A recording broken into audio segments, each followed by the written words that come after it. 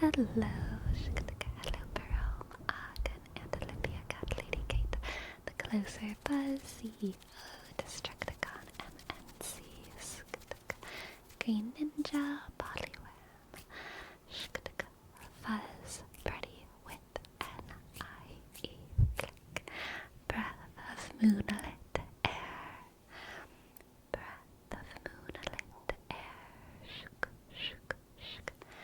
How are you all doing today? Today, I'm doing great, and we're gonna do some more categorization fun. And we're gonna do a little bit more introductory work at the beginning of our little presentation here, just to talk about why I want to do this and all of that, because I feel like I don't actually have good slides about that. And then, hopefully, because I don't think that'll take too long, hopefully we will get on to Brittany Simon's levels and talk about those, which is why I'm wearing Brittany Simon merch right now. Humans gonna human. I figure if I'm gonna do a whole stream, or at least part of a stream, talking about her system, I need to rep her merch a little bit. I thought it was gonna be Britney Spears. Man, I wish.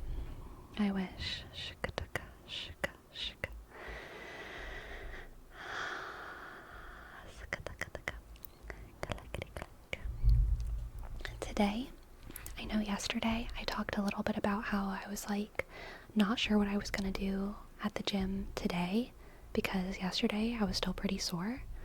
Today I woke up and I wasn't sore, but I was feeling a little bit like fatigued and a little bit tired, and I was like, oh my gosh, I don't know if I want to do a whole thing. But I went to the gym, and always, once I actually get to the gym, I feel like I just always want to go as hard as I can. Like, I don't know why I would go to the gym and like get there, like drive all the way there and then like not go as hard as I could, you know what I mean? So no, I did not hit any new PRs or anything, but I did have a damn good day. It was hard, and I lifted as much as I wanted to lift. And it was good. It was leg day today. Leg day.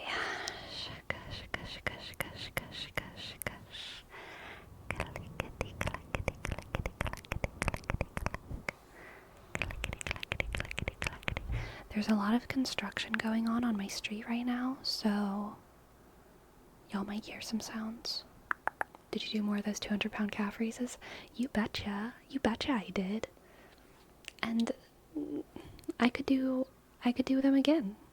Literally, like, my calves are big chillin' right now. Calves, big chillin'. Big chillin'. Alright, let's get into it. Let's talk about human categorization systems. And let's briefly go over what we've already done, because it feels good. It feels good to refamiliarize ourselves with everything. At least feels good for me. This is how I learn and memorize things and get it all in my head. Human categorization systems. Which human categorization systems are we collecting? System means clearly delineated, standardized, interconnecting network. It must have established rules. It must already exist and have determined language. It must have been created at a time and place by someone already, not us. This point is some people have a hard time understanding this one. That's why I say it twice in two different ways. And it is a categorization system, not just a scale or a spectrum, but it can exist on a scale, or it can involve scales, measurements of things, right? All humans must fit, theoretically, and it must be nonfiction, but some people may argue that it doesn't exist, or it might not be useful. I might want to figure out some better verbiage for this. Some better verbiage. Does that mean if Brittany enters a chat, we can't talk about her system? Because she made it? Oh my god.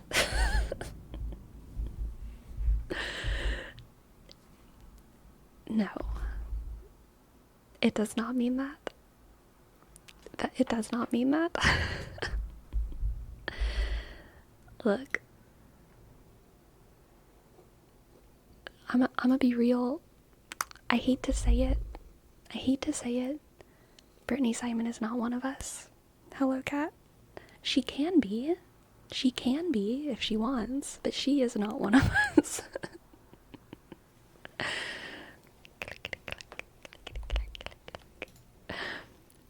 Alright, my goals. My goals are to curate. Hello. Did you hear that I was streaming and so then you came over here even though you've ignored me all day? Is that what happened? Oh my goodness. Hello, girl. To curate a list of human categorization systems that includes information about their history, how they work, who uses them, what insights they offer, and any relevant subjective opinions I have.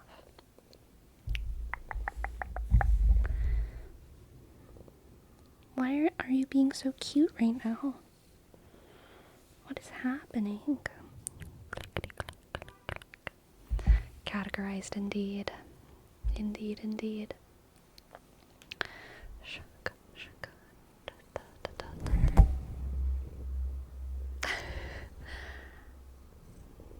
What?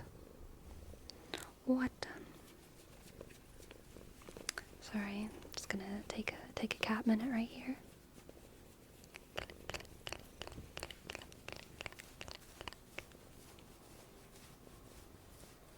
Give her the face scratchies she so desires. It's because she knows I'm wearing a black shirt. She knows. Is creators included in history? Yes. Wait, I'm confused. What are you doing, Sleepy? I'm curating a list of human categorization systems that includes information about their history, how they work, who uses them, what insights they offer, and any relevant subjective opinions I have. Okay. Now. But isn't putting people in boxes bad, though? Probably. That's all I have for this slide so far, but I want to write more on it. I just haven't decided yet. What to put here. Because I know that this is going to be the biggest thing that people say whenever they look at any of this. They're just gonna say, why are you putting in boxes? Isn't that bad? Which is like fair, but they don't understand what we're doing. So, let me think. I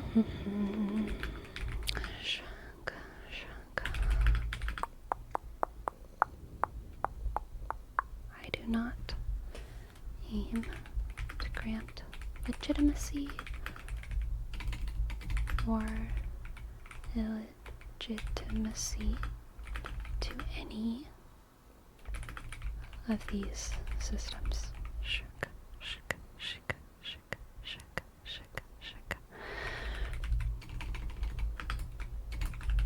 Rather, I propose that these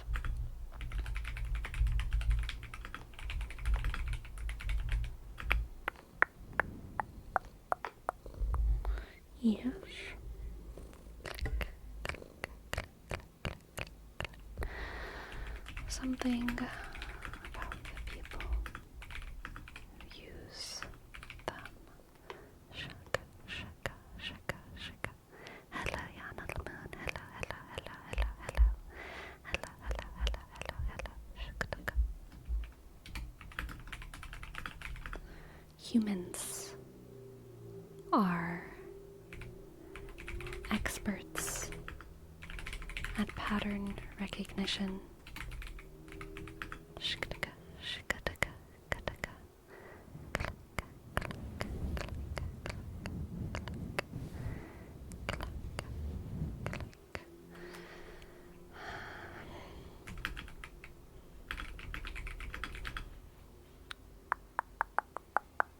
Probably any system lacking nuance and clear understanding of its framework can lead to harmful generalizations, rather than fostering proper understanding why these systems exist and why we instinctively value these pattern recognitions.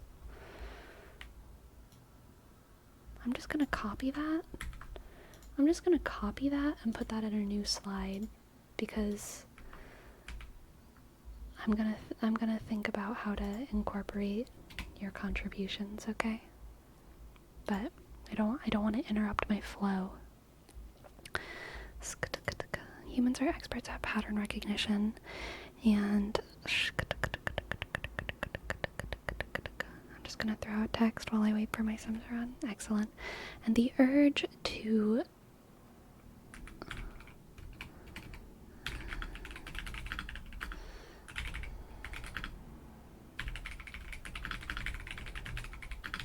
is natural? Is natural, in my opinion.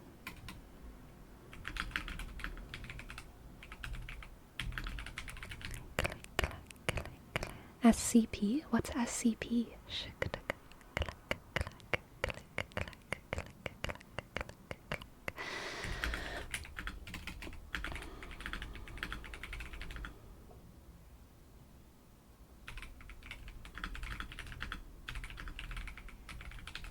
It has its shortcomings. Risks being overly judgmental, presumptuous, and frankly rude. This is when I feel like this quote comes in handy.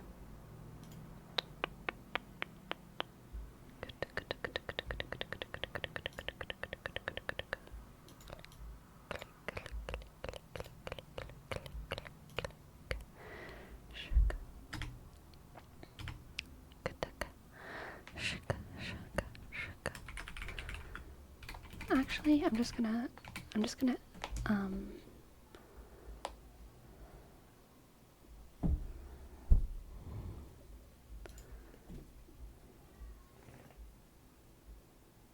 put this quote right in there, I think. What was this guy's name? This guy's name was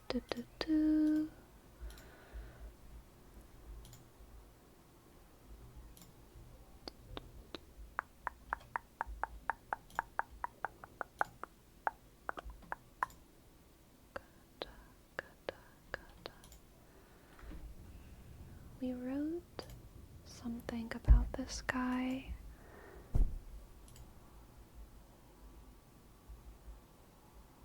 Didn't we write this guy's name somewhere?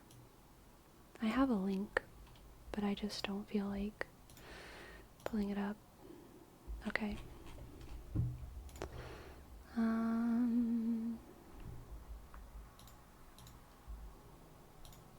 What's this guy's name? What's this guy's name? Mitchell Pakwa. There we go.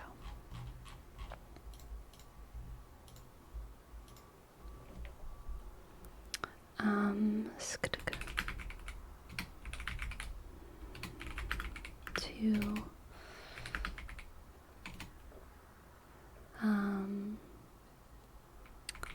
typing people using the Enneagram system.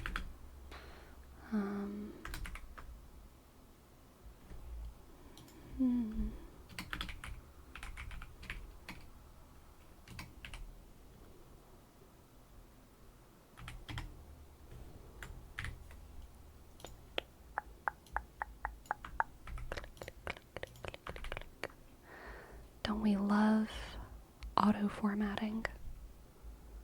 Don't we love how teeny tiny this is?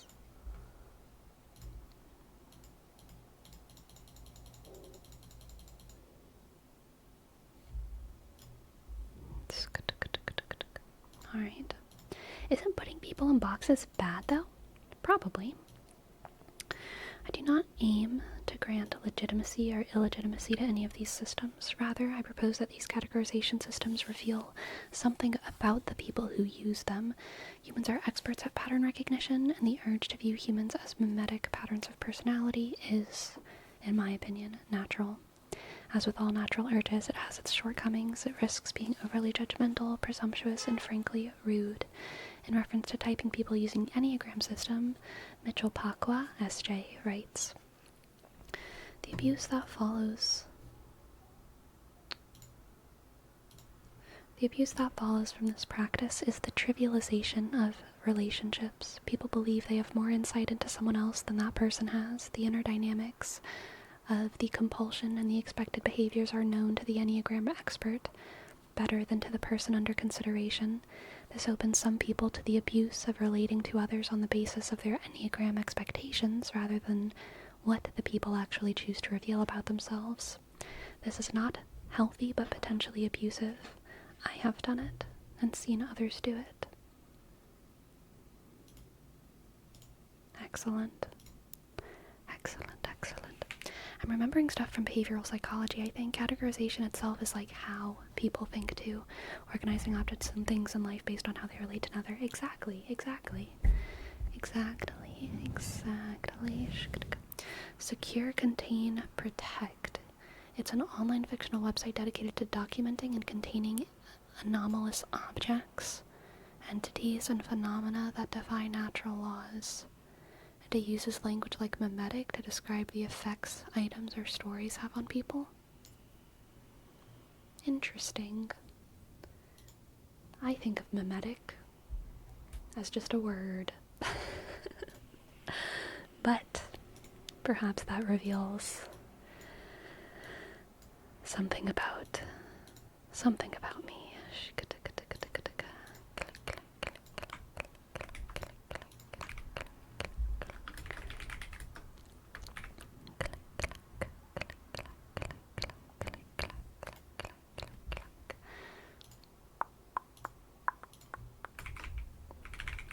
Regardless of their shortcomings,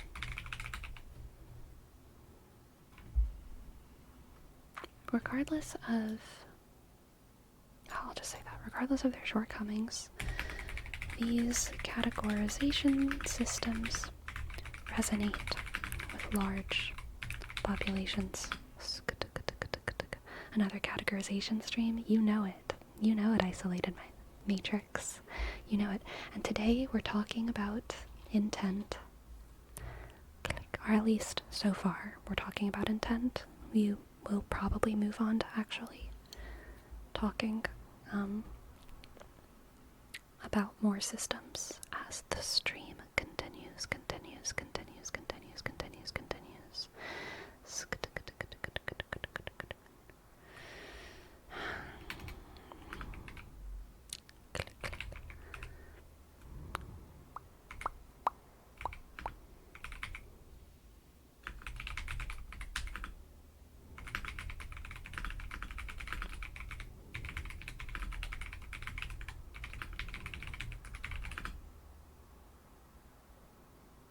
Ourselves.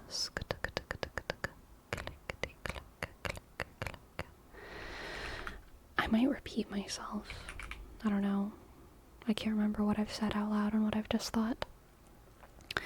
And when someone uses any of these systems, they are implicitly revealing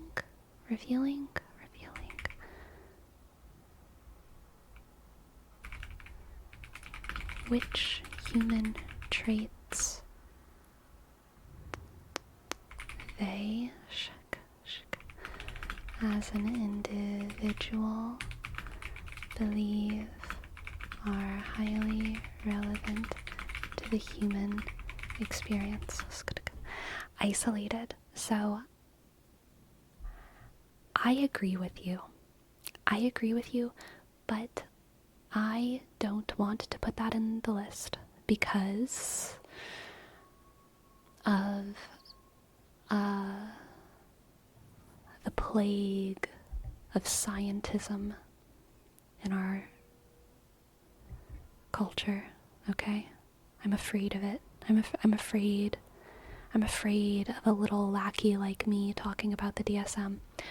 The reason that the DSM doesn't technically fit is because not all humans can be categorized in the DSM, although I believe that if anyone goes to a therapist for long enough, they will probably start conceptualizing themselves as fitting into the DSM-5 somewhere, right?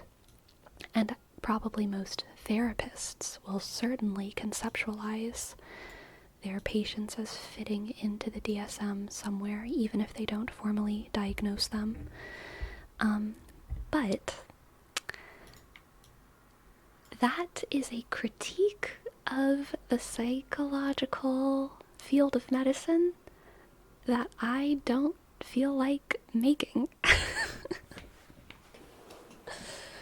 I don't know. I'm a little bit nervous about it. You know? I feel like it's just I mean, it doesn't really matter, I guess. Critique medicine.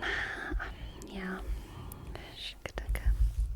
Also with categorization might be more closely to the medical field as it's diagnostic, unlike other systems we have on the list already. Right. Medicine more like medicine. True. What does your shirt say? This is Brittany Simon merch. It's Humans Gonna Human. Brittany Simon is the creator of one of the categorization systems that we're gonna look at. Hopefully. I mean, I'm pretty sure today, so you know.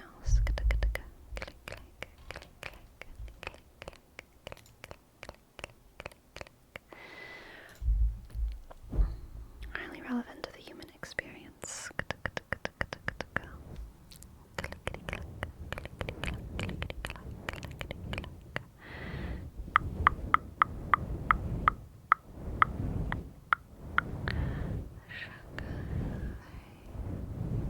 Believe are highly relevant to the human experience. You got the shirt specifically for this stream? You already had our merch. I already had the shirt. I did already have the shirt. Click.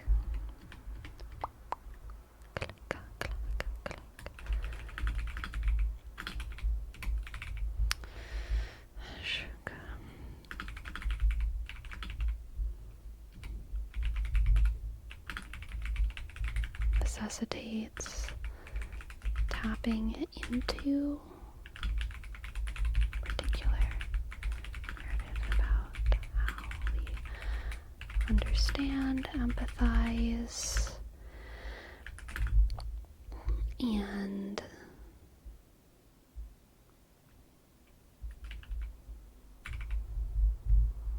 intend to use one another. I feel like that sounds bad, but I don't mean it in a bad way.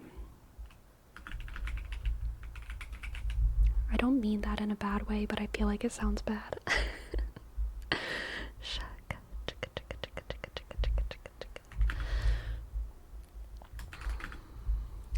Sleepy, you don't want to play armchair psychologist and make potentially inaccurate generalizations about people with various neurodivergences, but Jordan Peterson makes it look so fun. Jordan Peterson is an actual psychologist. Look, even though actual psychologists like Jordan Peterson sit inside of armchairs or on armchairs, I don't know, yeah, they sit on armchairs, it doesn't mean they're like what we call an armchair psychologist. Just because he sits in fancy chairs, it doesn't actually take away his academic legitimacy.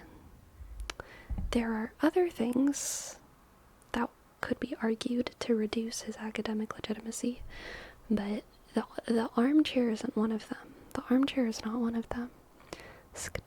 He had his license revoked. Wasn't it a reprimand? Please don't put me in a position of defending Jordan Peterson, but I will do it. I will do it. But not because I like him, just because I think being right is important.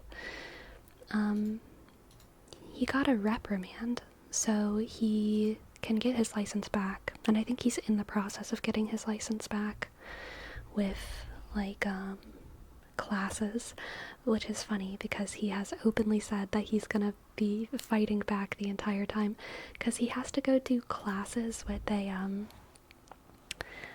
a social media expert, I believe. He refused to take social media training. He's doing the social media training.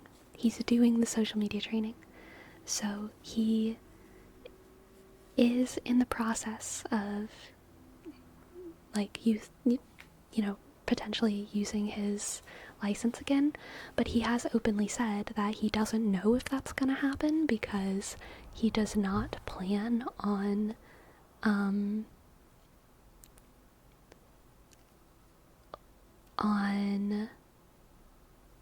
I don't know, I don't want to put words in his mouth.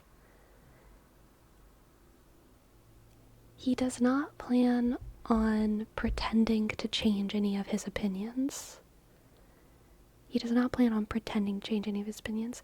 basically said that he is going to go to this social media expert and be social media trained, and they're gonna have to work very, very hard to convince him that what he did was wrong.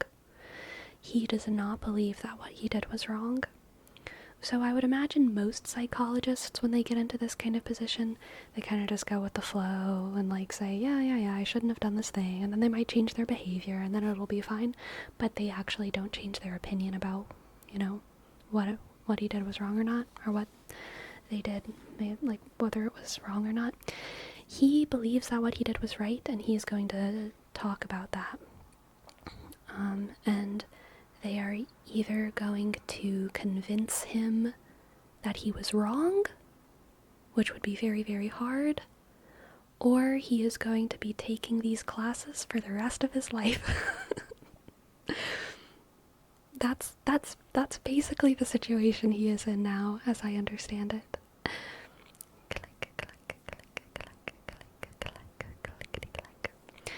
What did he do? What he did was misbehave on Twitter. He was, I don't even remember exactly, I think it was being, like, fatphobic and transphobic on Twitter. Which the Board of Psychologists in Canada thought shed a bad light on the field, or thought that it, sparked doubt or shamed, put the field of psychology in a bad light because he's such a prominent psychologist. I would think that enough of your peers saying you're wrong says it all. Interesting.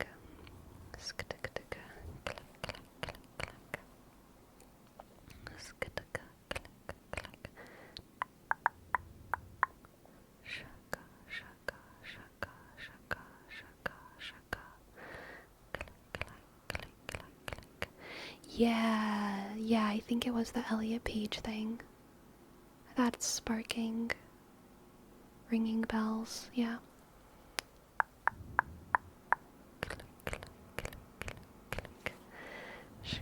Oh, we have a quote from JWT. I want the entire current crop of minions at the College of Psychologists in Canada to publicly apologize and then resign en masse. Jordan Peterson is what we would call disagreeable and highly conscientious, which I think is interesting. There is a crop of conservatives that is high in disagreeableness, or I should say low in agreeableness and high in conscientiousness. And it's everyone at Daily Wire. Everyone at Daily Wire, I did it again. Low agreeableness, high conscientiousness. It's the well-mannered conservative vibe. Obviously not all conservatives are this vibe, but this particular brand of conservative is so marketable. It's so marketable. The contrarian but in a suit. Contrarian but uses big words and is very nice. Yeah. It's very much a thing. Very much a thing. I think openness to experience and neuroticism are the two traits here that are like the most difficult to see from the outside.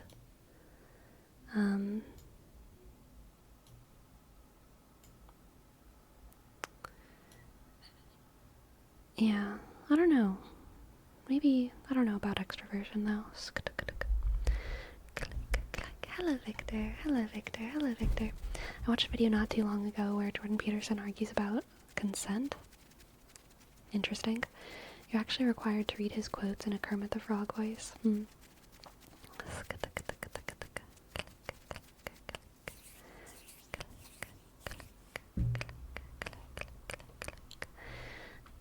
clack, click, clack, click, clack, click.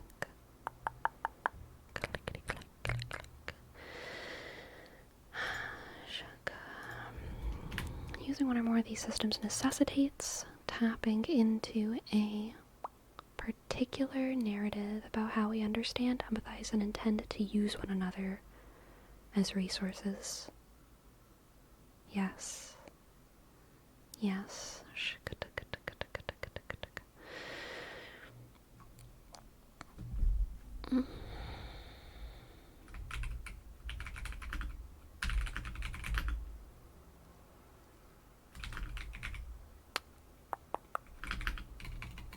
I hope to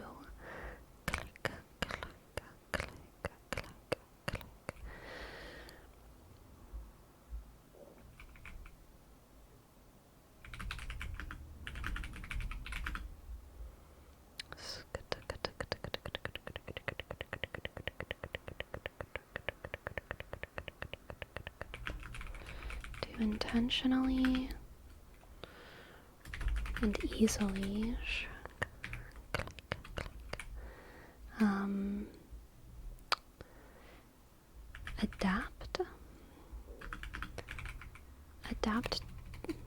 adopt, there we go, that's actually what I want. Adopt a particular framework of humanity that may be different. Wait, I hope to provide an avenue to intentionally adopt a particular framework. Avenue to provide to people may be different from their own. I think that's a fair way of talking about my intent. I think that the type of categorization we decide to use could be somewhat rooted in the beliefs we have. Yeah, exactly. That's what I'm saying. Like why we prefer the Enneagram over the Myers-Briggs. Yes, exactly. When someone uses any of these systems, they are implicitly revealing which human traits they believe are highly relevant to the human experience. That's what I mean by that sentence.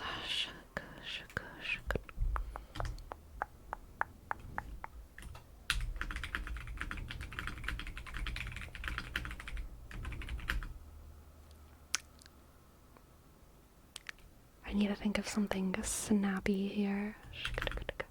I do not want to put people in boxes.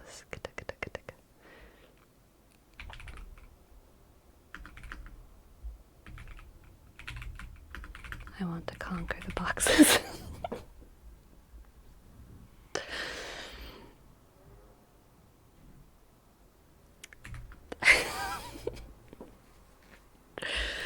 I want to conquer the boxes within ourselves.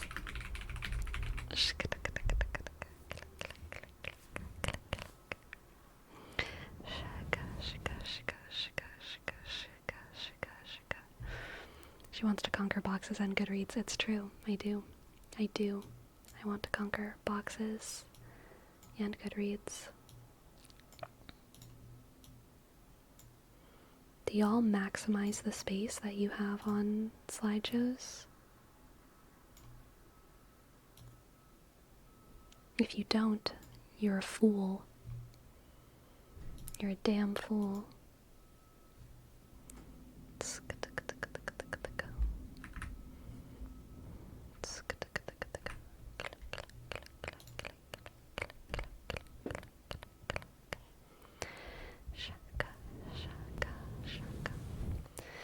Okay.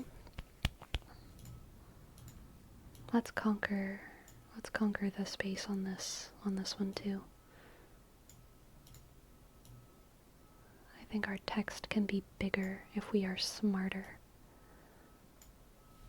Yes, big text, big text, big text. Too big.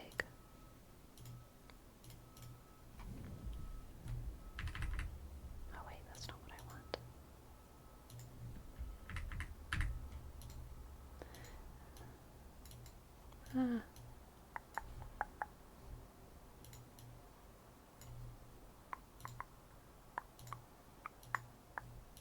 There we go.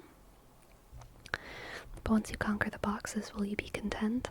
Would you continue on to cylinders, pyramids, Mobius strips? No, I'll be content. I'll be fully content. I will be enlightened, in fact, okay? I will, in fact, be enlightened. Isn't putting people in boxes bad, though? Probably. I do not aim to grant legitimacy or illegitimacy to any of these systems. Rather, I propose that these categorization systems reveal something about the people who use them. Humans are experts at pattern recognition, and the urge to view humans as mimetic patterns of personality is, in my opinion, natural. And as with all natural urges, it has its shortcomings. It risks being overly judgmental, presumptuous, and frankly, rude. In reference to typing people using the Enneagram system, Mitchell Pacwa writes, "The abuse that follows from this practice is the trivialization of relationships. People believe that they have more insight into someone else than the person has. The inner dynamic of the compulsion and the expected behaviors are known to the Enneagram expert better than to the person under consideration. This opens some people to the abuse of relating to others on the basis of their Enneagram expectations, rather than what the people actually choose to reveal about themselves. This is not healthy, but potentially abusive. I have done it, and seen others do it." Regardless of their shortcomings, these categorization systems resonate with large populations despite our instinct to recoil at being improperly categorized ourselves. And when someone uses any of these systems, they are implicitly revealing which human traits they, as an individual, believe are highly relevant to the human experience. Using one or more of these systems necessitates tapping into a larger narrative about how we understand, empathize, and intend to use one another as resources. In curating this list, I hope to provide to people an avenue to intentionally and easily adopt a particular framework of humanity that may be different from their own. I do not want to put people in boxes. I want to conquer the boxes within ourselves.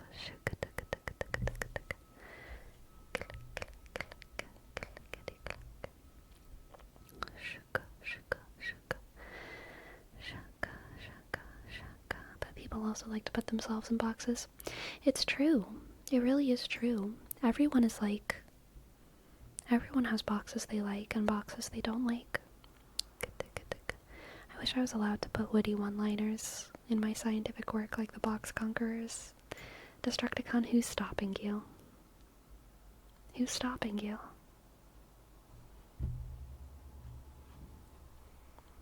Has anyone ever explicitly said, you can't take that line out? Have you ever tried Have you ever slid a witty one-liner? Just like slid one into the study, you know?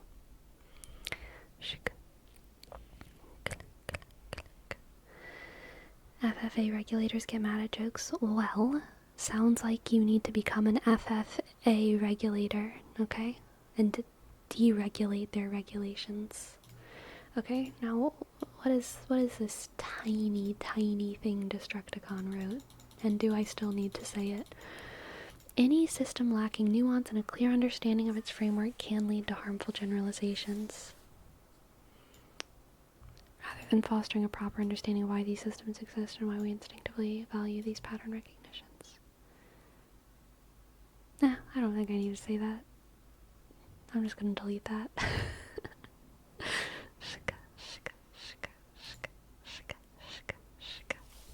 Not witty enough, okay? Maybe if there's a witty one-liner in there, Destructicon. Maybe.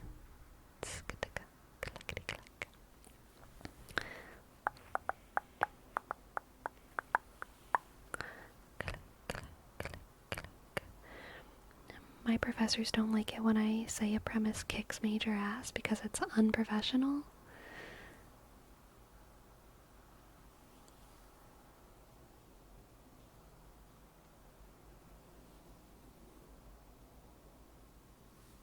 You should tell your professors that you're trying to be the change you want to see in the world. Okay?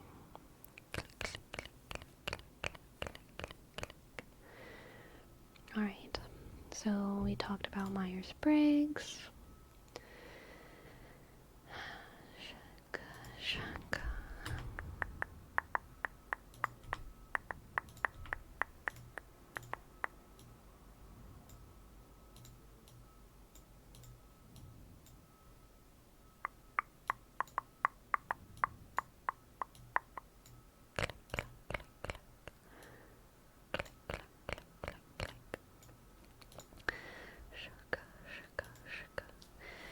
MBTI first gained popularity in the late 70s. You know, another thing that's interesting is that, like,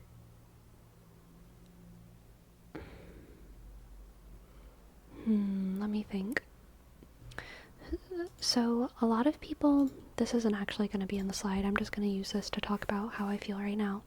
And then I'm going to delete this.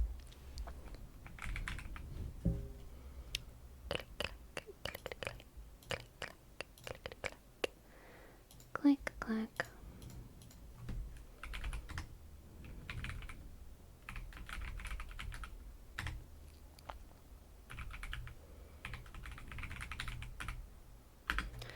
So these are kind of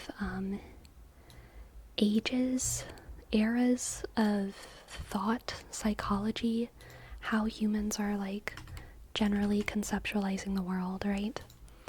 Modernism, when did modernism start? Like the 1850s or 1860s, around the Industrial Revolution, around the turn of the century, a little bit before the turn of the century.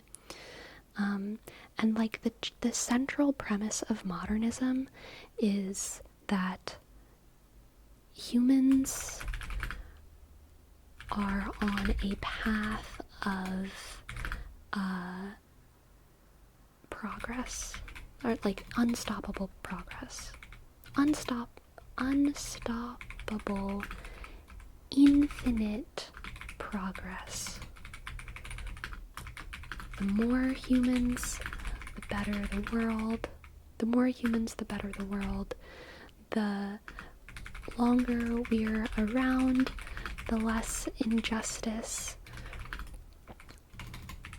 Technology advances and life gets better. All of creation has led towards human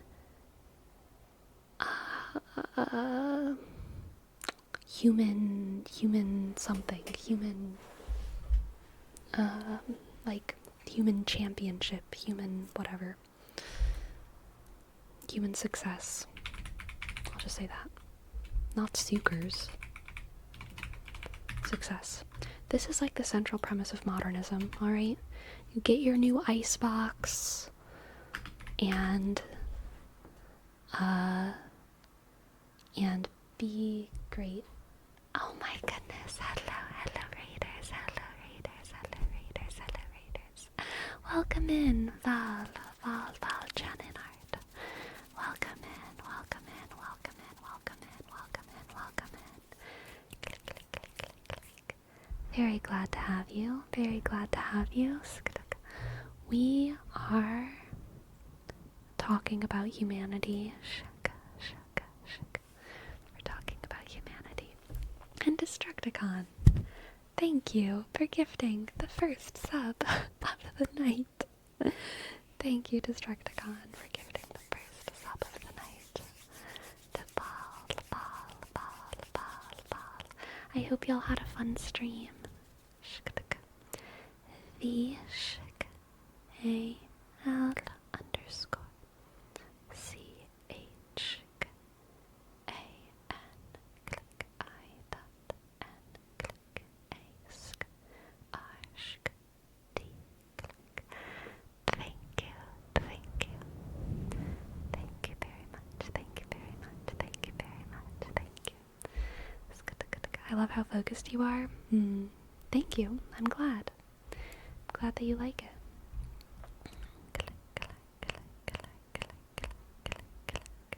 You're welcome for the name trees. And Andes, thank you as well. Thank you for your prime. A shika and D E click E shika ask. Thank you very much. Thank you very much.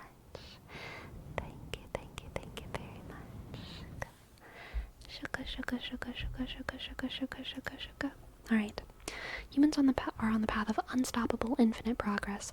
Postmodernism in some parts of the world happened around World War I, but globally it happened around World War II, in the aftermath of World War II. And postmodernism happened harder in Europe, and it's because World War II was shittier in Europe than in America. World War II was a really, really sad story, and the fact that it happened pretty recently after World War I was also a sad part of the human story that Europeans were very cognizant of, because it was all of this technological innovation led to mass death. More humans, more technology, more success, more time led to the Holocaust. And this was just the heartbreak of Europe. This was the heartbreak of Europe. It was the death of modernism.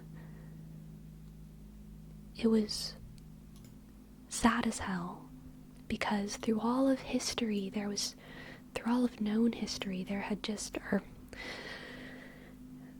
modernism was based around the idea that things just would get better as time went on. And it was a belief that people took for granted. No one thought about being a modernist during what we call modernism. It was just the default conception of the age. Science is good, or caring about your health is good. There are beliefs that we take for granted. Freedom is good. We don't think about being part of an age where we think freedom is good. We just think freedom is good. We just think health is good.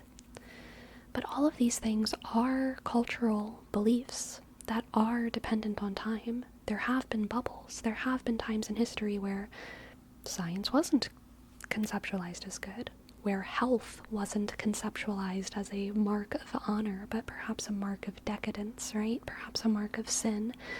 There have been times where freedom wasn't conceptualized as good. But we don't think about that, because why would we? Those are just things that we know about the world, because that's the age that we're in. Modernism was the age that people were in, where they just thought that humans were inherently good and also getting better, and that as time went on, things would be less racist and more global and less sexist, and there would be more money and more resources, and everything would be better because we are so smart and so great. And then World War II happened. And postmodernism is the kind of human mindset that arose out of that heartbreak of Europe. And I can't remember who said it this way. Maybe one of y'all will remember.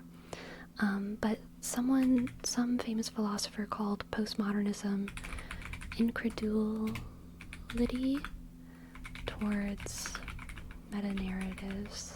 I think it was one of those French guys, one of those French philosophers. Incredulity towards meta-narratives means that the stories we tell about ourselves and about the world, we're now skeptical of them, okay? We are skeptical of the stories that we tell about the world. It's the prankster. Thank you for your prime. Thank you, thank you, thank you. Thank you so much. It's the prankster. Thank you for your prime. Thank you. I-T, click, S-T, shk, H-E, F, click, click, R-A, sk, N, click, K, shk, shk, S-T, click, E, shk, R, shk. Thank you. These streams have been a lifesaver while I script some videos.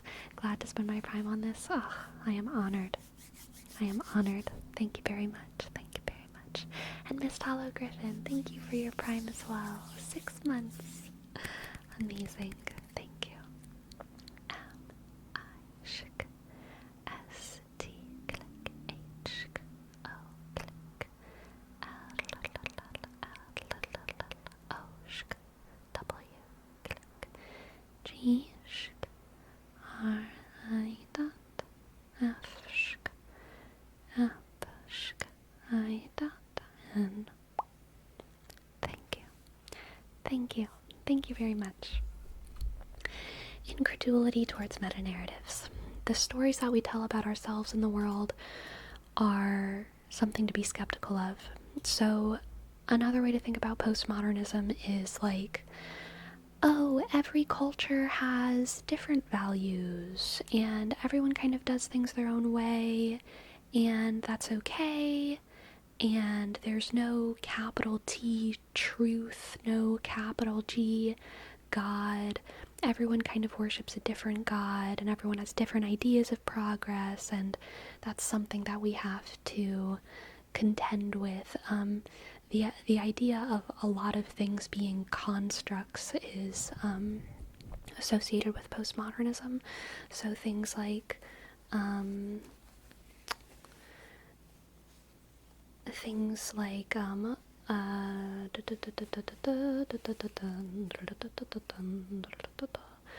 like what it means to be a mother is just like it's a construct. It's not something that has like a platonic ideal out there in the universe.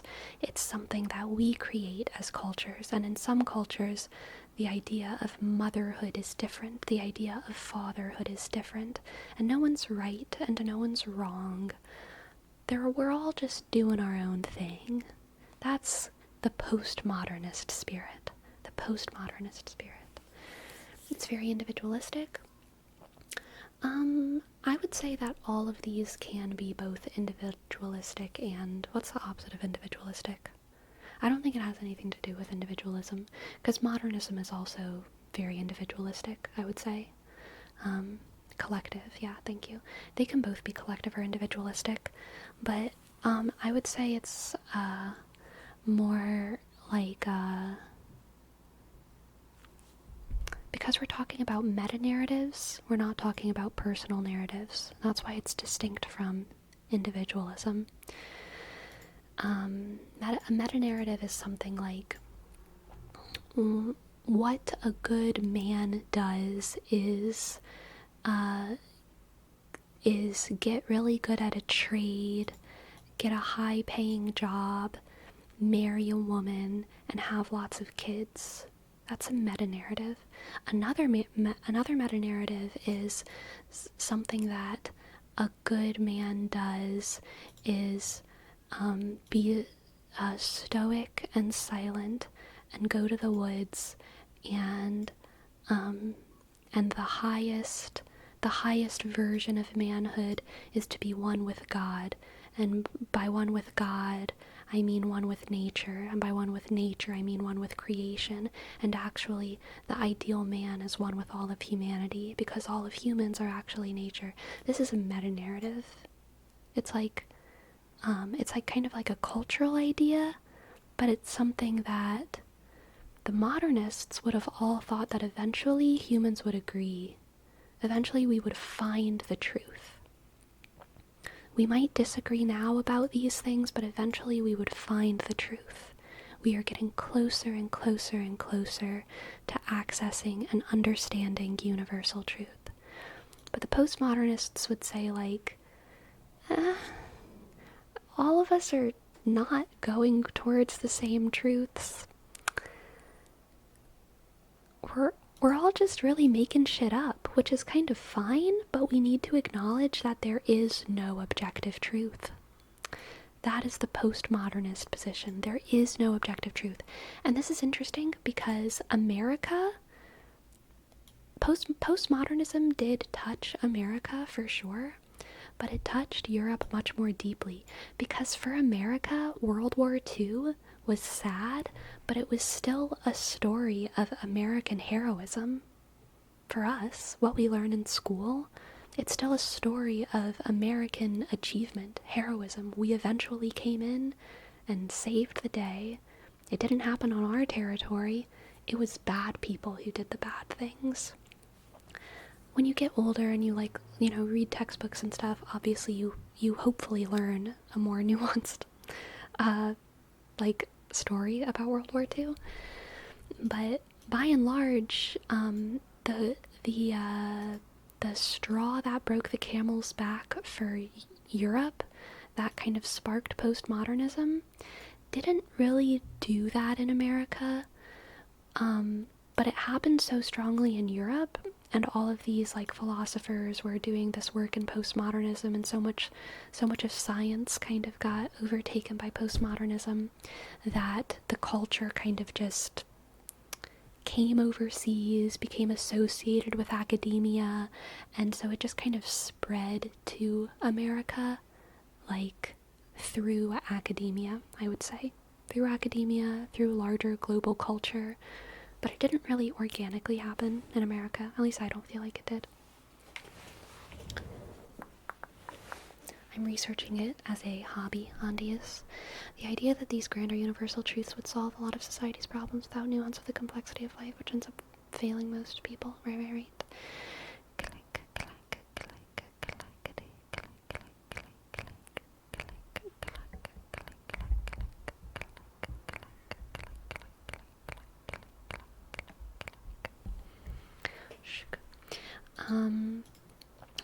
We are still in the postmodernist age, for sure. But there are seeds being planted in what is called metamodernism, and this is suspected to be kind of the next age or era of thought, which is that we make our own meta-narratives. So it's like postmodernism is kind of like we are the victim of all of these meta-narratives and we need to deconstruct them. Metamodernism is like we get to construct meta-narratives and use them. This is very Jesus.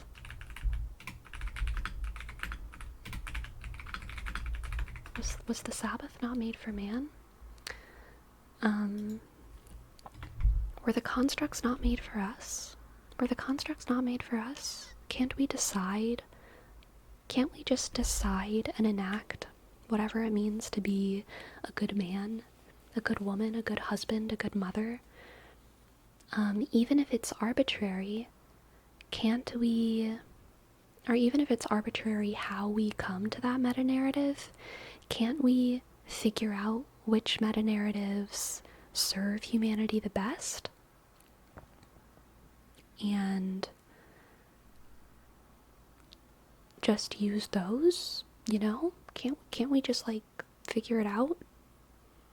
Even if the way we come to those meta-narratives is a little bit arbitrary, even if the meta-narratives don't point to some capital T truth out there in the world, can't we just not base our humanity off of some kind of out there wisdom, platonic ideal, but rather take up the agency ourselves to decide what is good and pursue it?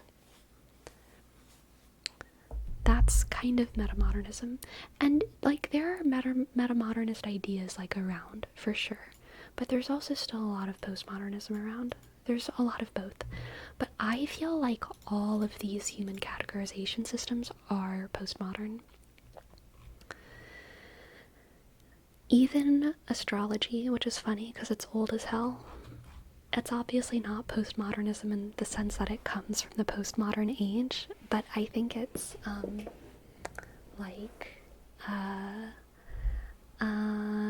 I think it has postmodern vibes whenever you use it, and I think the repopularization of astrology in the, 60s, 70s, 80s up to the present is kind of like a result of postmodernism. And not to toot my own horn, but I think that curating a list of all of these systems and thinking about what the systems reveal about our values, I think it's kind of metamodernist. I think that's kind of metamodernist. We get to decide what our values are. Which values are kind of most useful to spread and stuff. Not because those values are true in some kind of spiritual sense, but because there's a functionality to them, to having them and acting on them.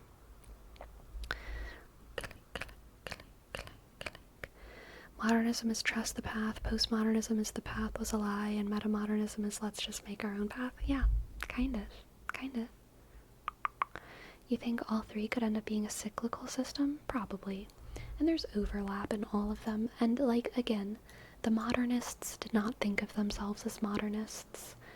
The early postmodernists did not think of themselves as postmodernists. Now we're obsessed with human categorization and labels, so I guess now there are definitely, I mean, I just said it myself, right? This is kind of postmodernist, and that's kind of postmodern, and blah, blah, blah. So now we're kind of using these words a little bit more, but we generally don't really know what we're doing until after we're dead and other people talk about it. I feel like astrology in modern times often has a mix of sincerity and irony, right? Our recognition of its subjective nature. Yeah, totally. Which feels very postmodern without adhering to strict guidelines. Yes, I agree. Because I could see how from metamodernism humanity could move to a variance of modernism. Yeah, definitely. That is definitely true. Yeah, there's lots of people who I would describe as metamodernists who have modernist vibes, but the difference between the vibe difference between modernism and metamodernism is that metamodernism is a little bit more careful, because modernism just believes out of faith. They don't think that they're doing like a faith thing, because this is people of all cultures, all religions, whatever. But they just kind of believe that humans inevitably are moving towards progress, that we don't really need to worry about it. We just need to treat our kids right, feed ourselves well, keep working hard, good old Protestant work ethic, and like things will turn out better and better and better every year. things will just keep getting better. Metamodernists are a little bit more like, things will keep getting better as long as we work hard for it and are very, very intentional about all of our actions, and we understand the implications of our belief systems. We can control the future. We can control the future, and we can and will make the future better by doing something, XYZ, insert ideology.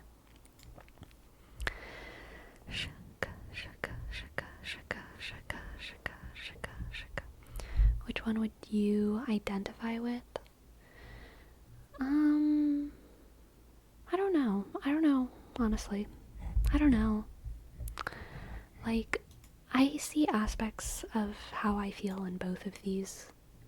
And modernism as well. I honestly, I don't know. Someone will have to decide when I'm dead. My grandkids can tell me what they think I am. Yeah.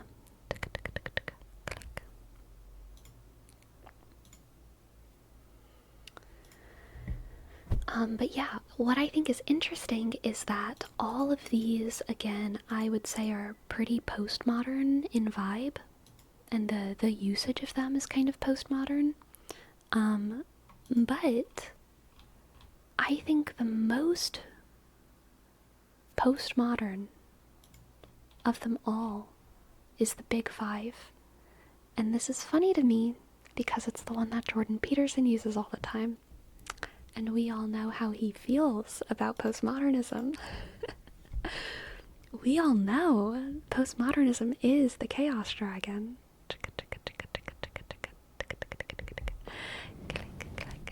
I am just here to nap. Aw, good night, Salty. Good night. Nap well, nap well. Nap well, nap well. Shika, shika. But yeah,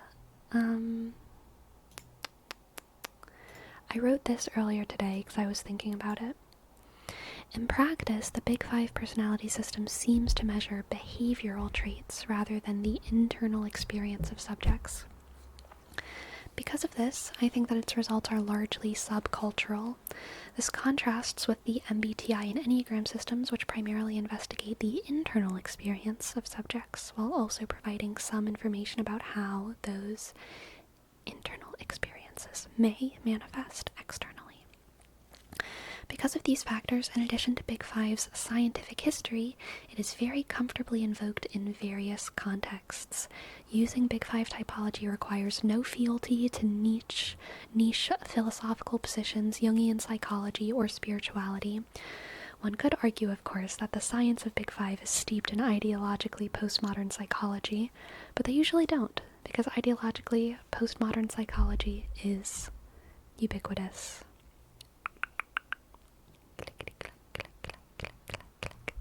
Is that the dragon he keeps talking about? So I think Jordan Peterson is funny for many reasons. I don't think he is a villain. I really, really don't. I think he's a very complicated human. Truly, okay? And I honestly like his family. I like his family. I like Tammy. I like Michaela. I don't agree with them on everything, but I like them. Maybe it's the high in conscientiousness thing, I vibe with high conscientious individuals. But what was I saying? Oh yeah, he has transitioned his language quite a bit, because he used to talk about women as the chaos dragon, and he often talks about the metaphor of the greatest treasures behind the scariest foe.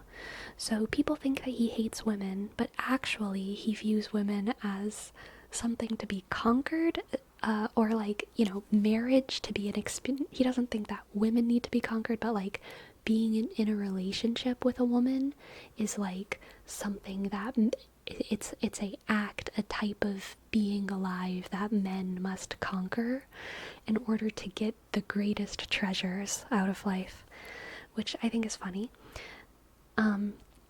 but he's transitioned his language from like chaos dragon women into like cluster B women. I think so there's like a whole side of YouTube that's like anti-narcissism. If you search narcissism on YouTube, there's like a lot of doctors who I think are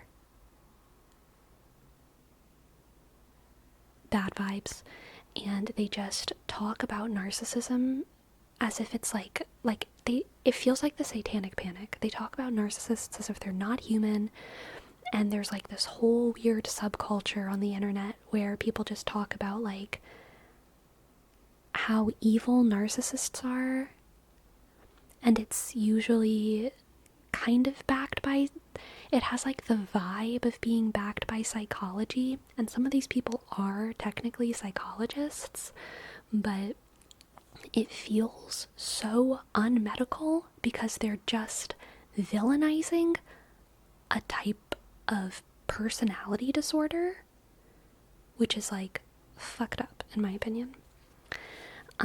But I think that Jordan Peterson is tiptoeing onto this anti-cluster B train, but he's gonna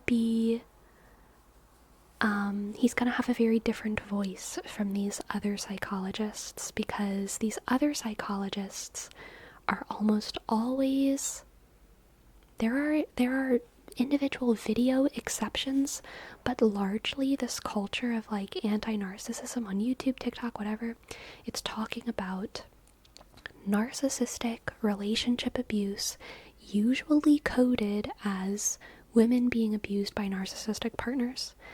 Again, usually within these videos, they will talk about, you know, how your narcissistic ex-boyfriend is abusing you and blah, blah, blah, blah, blah.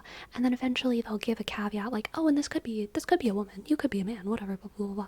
So they'll like caveat it, but they're generally, the vibe is generally, you know, narcissistic man abusing little innocent, naive angel of a woman.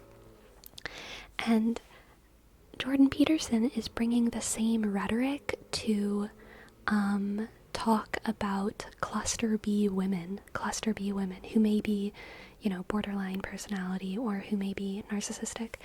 And similarly to the other ones, he does sometimes talk about male narcissists, but generally he talks about cluster B women, and he does it in a similar way where I feel like he's just villainizing them, and he's not talking about them like he's a doctor and they have a personality presentation that is the result of trauma that like they could potentially get help for, or they could potentially find like tools to like not be suffering from, that they could find people who they're compatible with. It's kind of just like narcissistic people are bad, borderline people are bad. But recently Jordan Peterson has been talking a lot about cluster B women, and I think it's interesting because I think he's tiptoeing into that world, which is just something I never expected. Women are his hero's journey? Yes, 100%. 100%. I was thinking about narcissistic people the other day. You think it's possible for two narcissists to be in a relationship? Definitely. It kind of feels like both having the same traits would make it really hard for it to work. Oh, it definitely happens. And yeah, it's probably toxic as heck, but it definitely happens.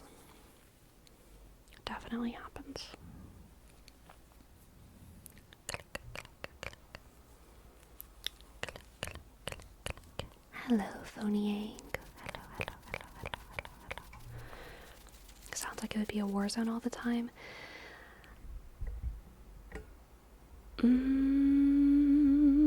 That's not always bad if you have that kind of cluster B personality dysfunction. Sometimes intensity is what you want. You know? Sometimes intensity is what you want.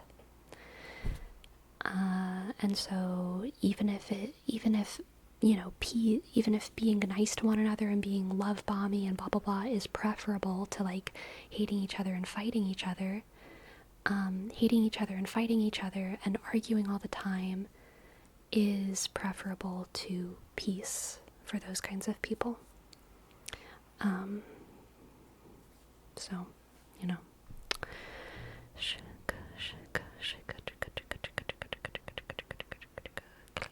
It's also surprising to me that Jordan Peterson seems to use Big Five so often whenever MBTI exists. Because MBTI is like based off of Jungian psychology. Anyway, I want to go get some water, so I am going to take a short, quick, tiny, mini break. And then I will be right back, okay? I will be right back.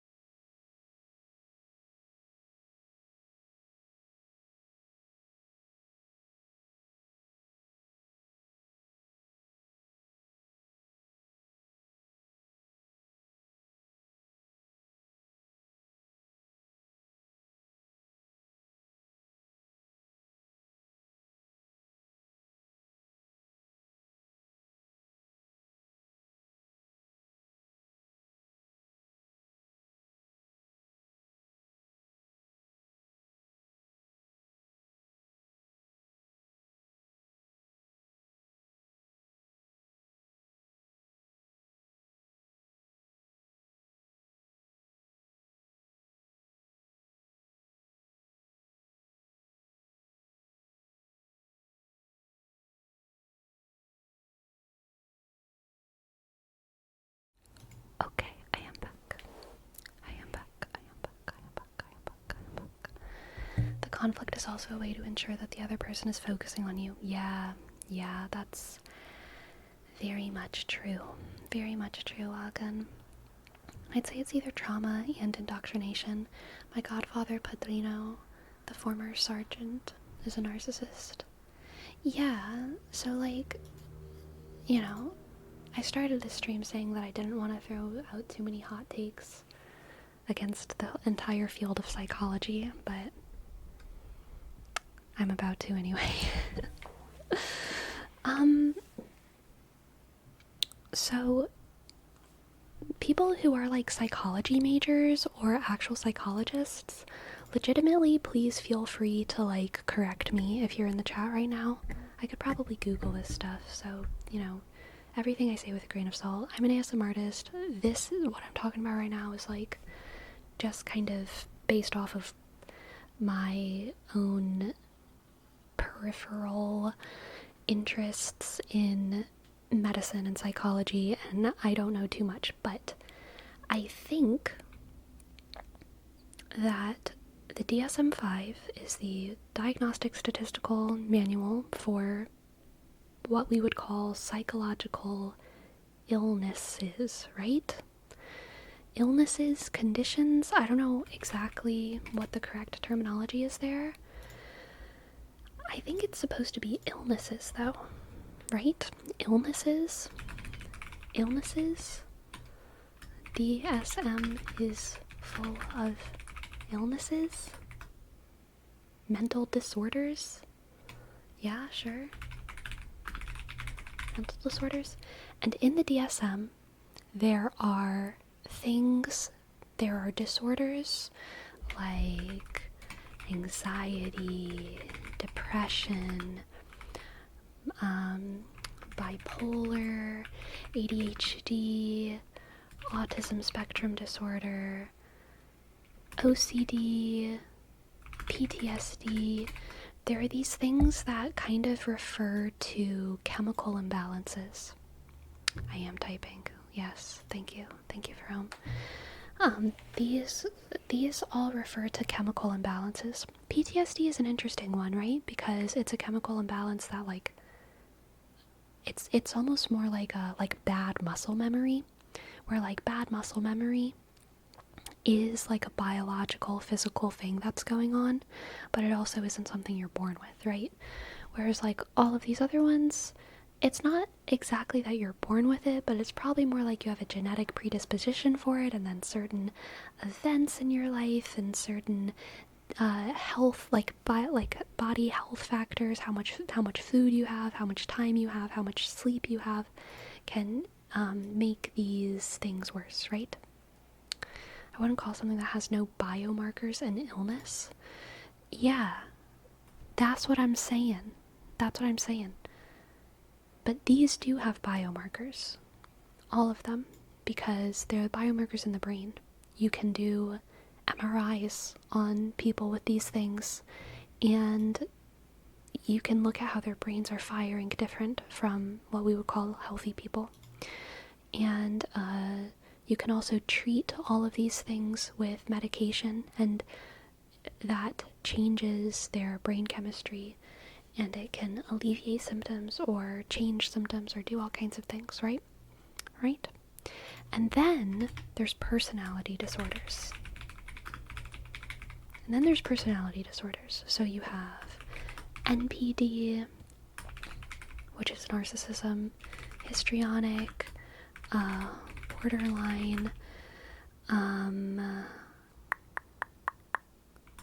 antisocial,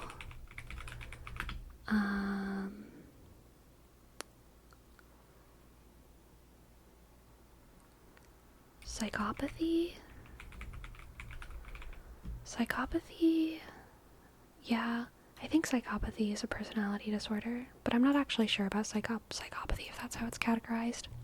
Bipolar would not fit there. Schizoid would, though, yeah.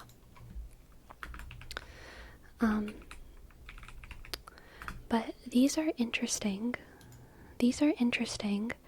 Because these don't have biomarkers. And similar to PTSD, they're caused by early childhood trauma, is the general consensus.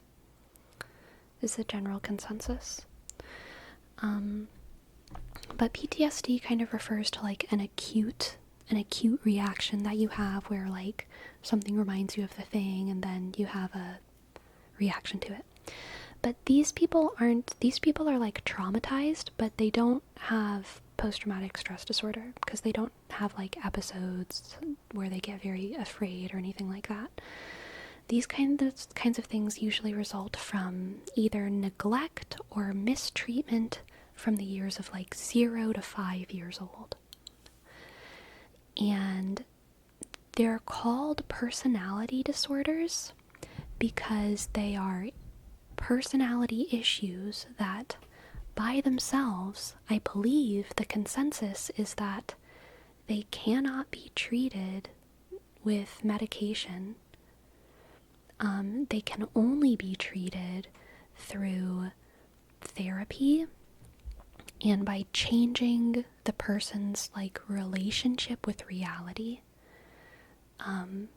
So they are dysfunctional ways, they are dysfunctional types of people, but they don't have like a chemical imbalance like these other people. From what I understand, that is what personality disorders are. Again, I'm not a doctor. I need to type this. I need to explain to people. I'm not educating anyone right now. I'm asking questions. I'm just asking questions. I'm not a doctor. I'm not a doctor. This is not education. From what I understand. And what is interesting is that therapists and psychologists and psychiatrists who can treat these chemical mental disorders happen to have the skill set because of their training to help out these people a lot. But I feel like these things are actually just types of people and they're not illnesses. like, I don't feel like these are mental disorders. I feel like these are just, I feel like these are something else. Dexter? No, Dexter would be up here. DID is absolutely a chemical issue. But these people, they literally just have like wrong ideas about the world. They've been mistreated. They've been abandoned too often.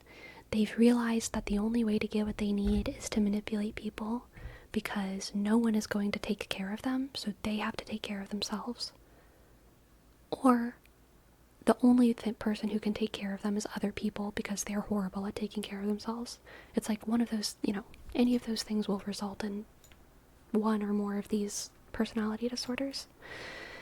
So it's actually just like bad beliefs, like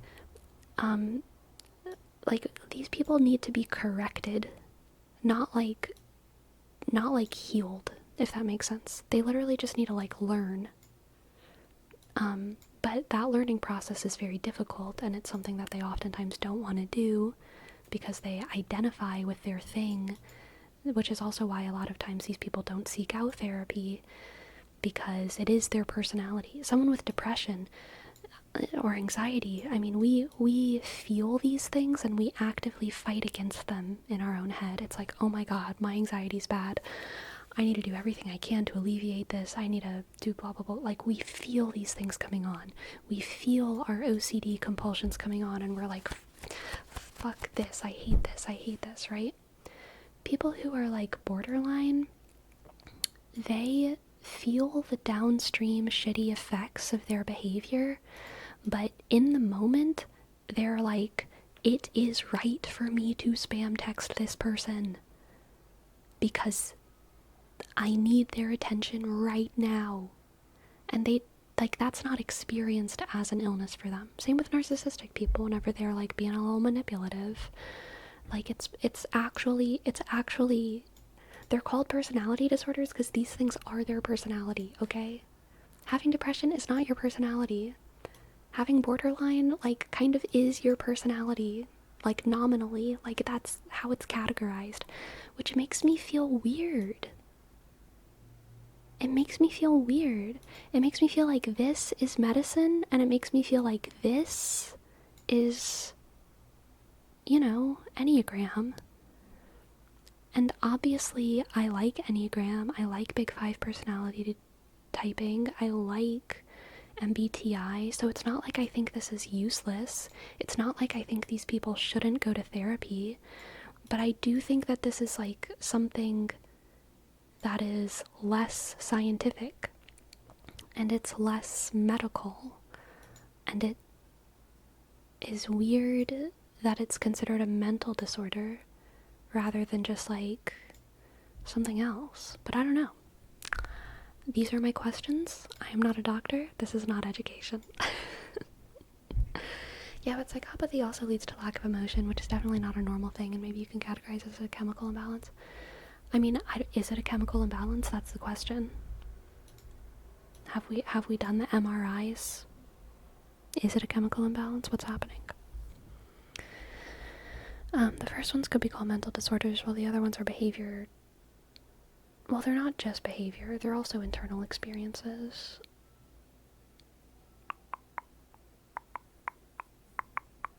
I would imagine that there is some level of evaluation based on the range of human experiences, to the point that an average human does not experience those levels of psychopathy or narcissism, though.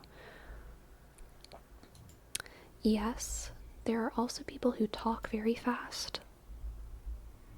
And there's probably a chemical correlation for that. Exactly, XQC. There are people who talk too fast. There are people who talk fast. There are people who walk weirdly slow. There are people who lick their lips a lot. There are people who do all kinds of things that are like outside of the realm of normal, but we don't really categorize it as like as something that is a mental disorder. Unless you're licking your lips to the point where they're like raw, or like biting your lips, then like maybe that would be, or I think that would be like dermatillomania. But, like, these types of people to me are just like rare personalities. But I do not believe these people are pariahs. Disorder to me here means that they have a hard time functioning in society, and they have a hard time like being functional for other people. They are oftentimes what we call toxic, but to me that is like a cultural thing, not a medical thing. Eating disorders would be up here. Although I also feel like eating disorders are very messy, because it's, again, from what I understand, I'm not a doctor, this is not education. I'm not a doctor, this is not education. From what I understand, it's extraordinarily for someone to have an eating disorder, it's extraordinarily rare for someone to have an eating disorder and not have a comorbidity with one of these things. Which to me indicates that eating disorders are like an extreme symptom that kind of requires, like, it's like a symptom that like requires its own like treatment program because it's such a crazy symptom. But I feel like eating disorders are kind of the result of, or not a result, but like a manifestation of literally any of these things. Or gender dysphoria is a huge one too for eating disorders. It's so rare. It's so rare for someone to have an eating disorder and not have one of these other things. What does DID stand for? Dissociative identity disorder. Click, click, click, click. Where would mutism be? I don't know. This is not education. The theater major.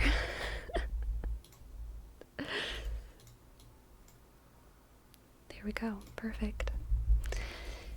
You bring up a valid criticism of psychology, neuroscience. A lot of research in these fields has historically been based on the study of fairly limited normal populations. Right.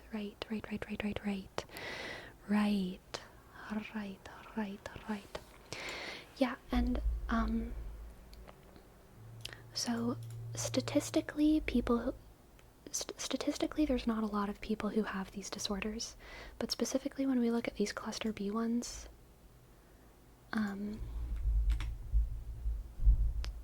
these are the cluster B personality disorders. The people who have these tend to cluster among one another, okay? Usually people who have who grow up in like really healthy families and like a really healthy social system are naturally kind of repulsed whenever they meet someone who's a narcissist, or whenever they meet someone who's histrionic, or whenever they meet someone who's borderline. They, even without, being a psych major or whatever, they instinctively have like that something feels wrong about this interaction. I feel like I'm being taken advantage of. I feel like you're love bombing me. Because they have like a very healthy conception of how relationships should be.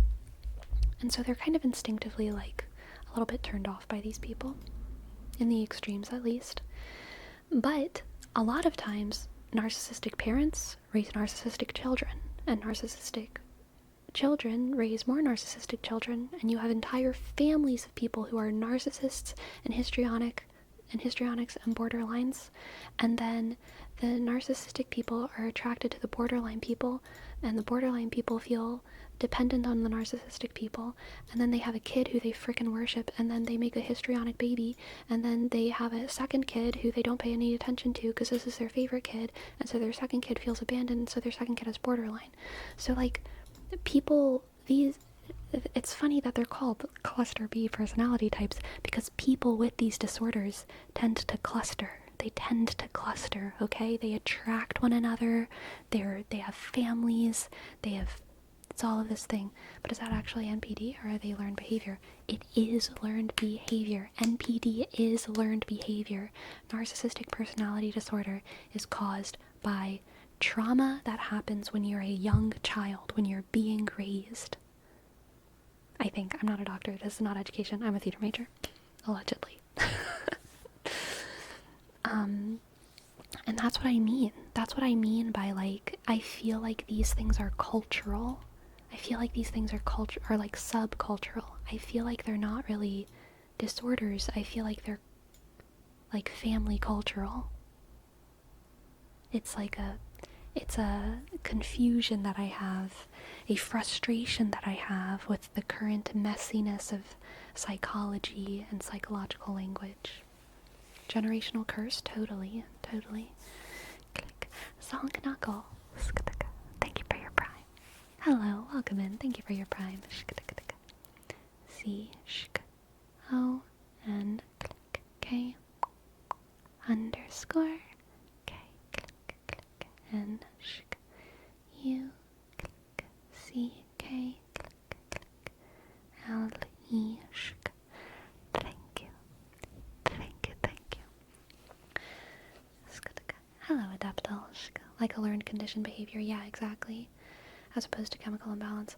Well, so to what you're saying, Agan and Xanatos, and to kind of talk back to myself about this, I mean, like, how extreme does a chemical...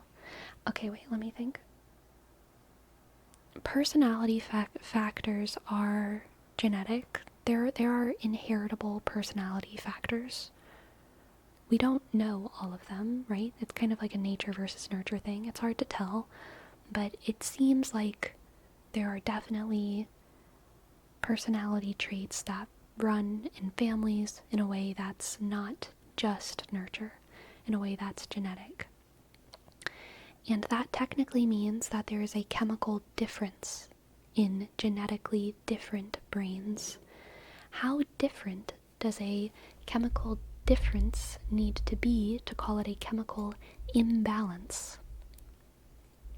Because none of us have the exact same balance of chemicals in our brains. None of us do.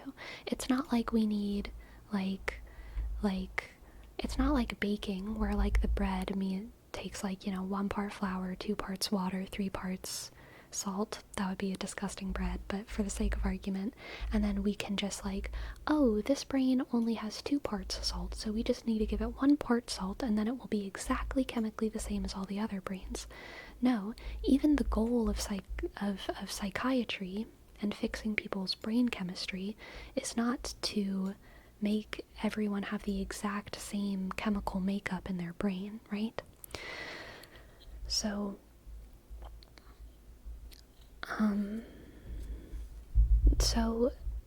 I would not be surprised if there was a genetic factor here, but it's not a chemical imbalance in the same way that these things are a chemical imbalance. Because these things require medical intervention, or oftentimes it seems like the consensus is that these things benefit from medical intervention. You need better serotonin receptors or whatever. You need whatever Adderall does. I don't know what Adderall does. I actually don't know about autism. I feel like autism isn't...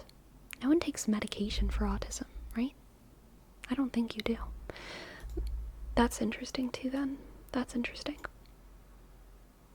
Although there is definitely, like, part of the conversation is like there is a cultural conversation about, like, should autism be considered a mental illness, or is it just another type of person, right? Which is kind of the same conversation that I'm having with the personality disorders. Even if there are chemical differences here, I feel like it's not the same as there being a chemical imbalance. Even if these chemical differences are like genetically inherited or whatever, I feel like it's not the same as these guys. These guys especially. These are the big ones that are just like, you got a chemical imbalance. You got a chemical imbalance, man. Fix that up. You think this personality disorders could be considered level 1 and under further examination could be diagnosed? I don't know what you mean by that. The cause of narcissistic personality disorder is unclear, although there is evidence for a strong biological or genetic underpinning. Interesting. Interesting that that's what Wikipedia says. Very interesting. It's a bit of a gray area. We all have personality traits and they're only called disorders when they really step outside the norm. But how personalities change over time, extreme traits like narcissism might not be fixed. They could shift, especially if they were triggered by early trauma. So maybe it's more like correcting that the trauma that originally shifted their personality.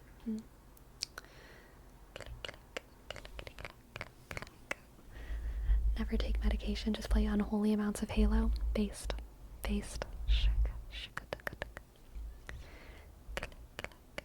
You could link borderline with depression, just in different levels. Oftentimes people with borderline personality disorder experience depression. But borderline personality disorder is not depression. It's bigger. It's an entire personality structure. It's an entire framework of how people view themselves and others.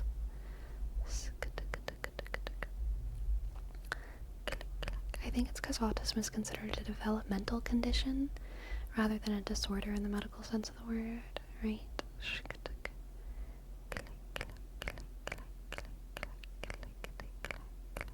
Hello, Ren Siren.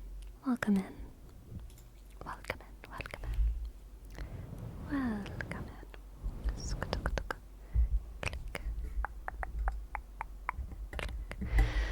Man, what about Brittany? I'm gonna be honest, I don't even know if I have the energy anymore. We've been talking so much. I kind of just want to chill now and do normal ASMRs. That's what I meant. The personality disorder could end up being what discovers the mental disorders. Maybe. Hello, Pigeon. Hello, Olerokta. Hello, welcome in.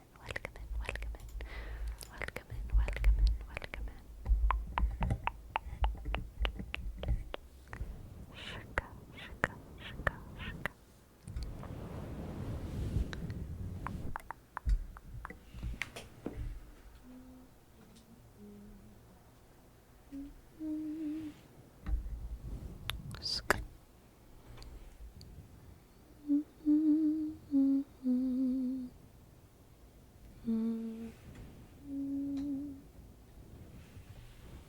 We're gonna give the research a break. We used our brains a lot. Sorry for the creak. We've used our brain a lot.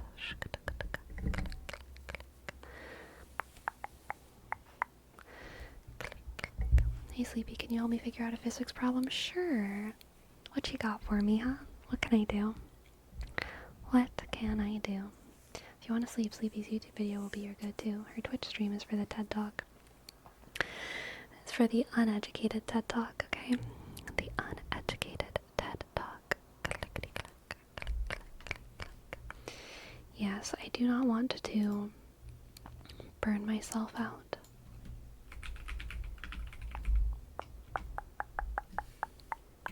I do not want to burn myself out on the fun research. Morpheus Prime, welcome in. I'd love to give you a reading. Do you listen to rock?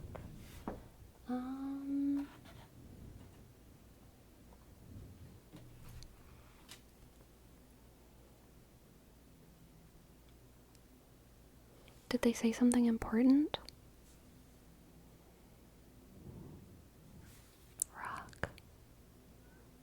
Rock? No, they're not saying anything.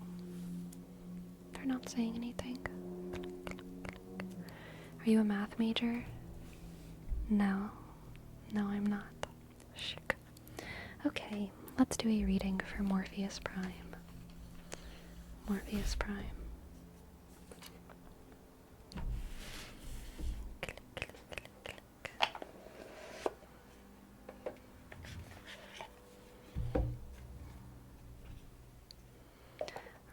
once said, it's about drive, it's about power.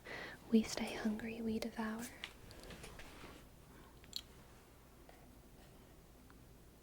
That rock really learned how to speak good. I'm being summoned to attend an impromptu family gathering. Have a great rest of stream. Good luck. Good luck, Green Ninja. Good luck. Alright, let's see what the cards have for Morpheus Prime. Morpheus Prime. Morpheus Prime.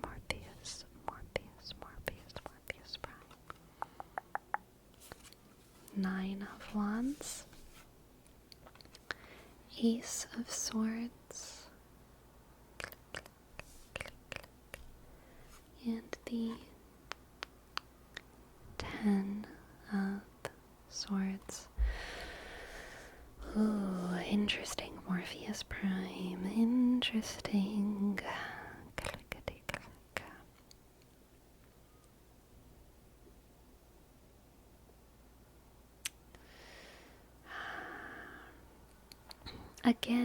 Again, I'm seeing, this is like the second time this has happened this week, but in this reading, usually the 9 of Wands is about putting up barriers around yourself, but I don't think that's what it is in this reading. I think it's about breaking through barriers that you've put up a long time ago, and I feel like maybe this was talked about for your last reading, but I can't really remember what your last reading was. It's just ringing bells a little bit. But this 10 of Swords is the ending of an era, alright? You've tried really, for a really long time to have a thing work, to make a thing work, and maybe it did in the beginning, but it's not working anymore, and it has to end. It has to end.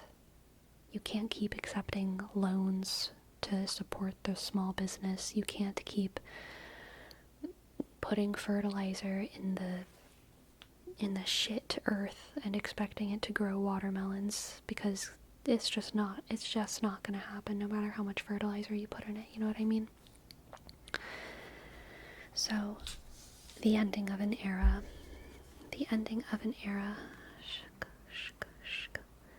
is, I think, going to force you to make an exodus. A personal exodus out of your safety zone.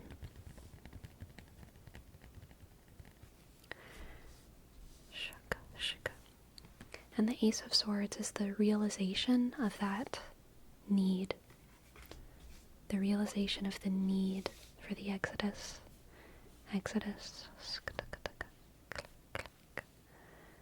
Next we have the Ace of Cups. Click, and the 4 of Wands. The Ace of Cups and the 4 of Wands. This is fantastic news, Morpheus Prime. Whenever you make that exodus,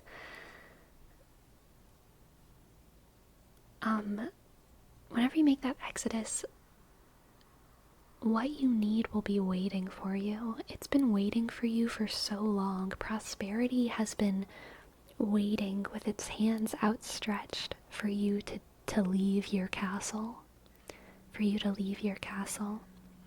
There is something outside of your bubble, outside of the space that you've confined yourself in, that is exactly what you need and exactly what you want.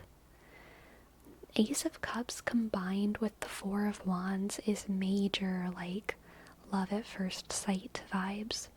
And it might not be romantic love. It might not even be love of a person, because there's not really any, like, court cards or, like, people vibes in this reading. It could be. But it could also very much be a location, a job, a profession, a hobby, but it's a love at first sight feeling. The 4 of Wands is luck and serendipity, right place, right time, perfection and balance. An Ace of Cups is just overflowing affection. Overflowing affection and kind of butterflies, naive, unconditional love.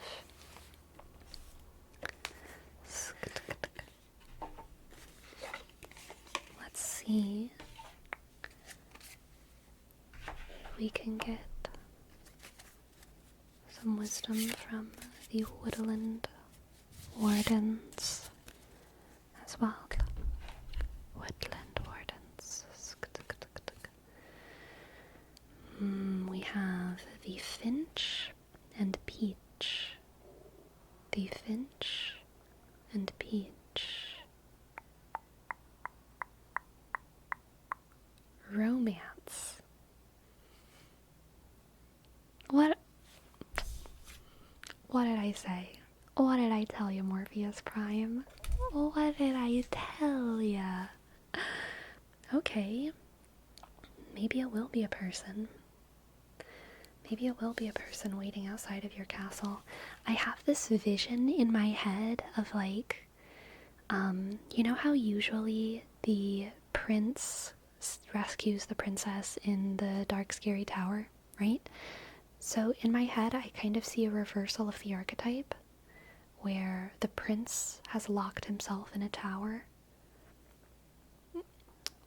has locked himself in the kingdom for some reason for years and years and years, and he's looked out the window but he doesn't see anything worth leaving for. He never sees anything worth leaving for. But there's something right outside of the vision granted by his small window, waiting for him for years and years and years and years and years. And one day, after so long of waiting and waiting and waiting for something to be outside worth leaving his castle for, he decides, maybe no one's ever coming and I just need to go. Maybe I need to go and find whatever it is that I seek. And so he packs up a big bag and goes on a journey. Or he packs up a big bag to get ready for a journey. And he opens up the castle door and he walks across the court, the castle yards, and he leaves the castle gates. And right outside of the gates is the princess. And she's been waiting for him all this time, and he just wasn't able to see her. And she's standing there, and she has her hands outstretched, and y'all hug, and it's super cute. Okay, it's super cute. That is the vision that I see in my head. Princess forgot her keys. Exactly. I hope that resonated in some way, Morpheus Prime. I hope that means something for you. Thank you very much for letting me read for you. Step outside of those walls, okay? Step outside of those walls. Thank you, thank you, thank you, thank you, thank you, thank you, thank you. Could you do a tarot reading for me? You know what? Because you ask so nice, I'm gonna pull 2 cards for you, okay? 2 cards. Scot-free. 2 cards.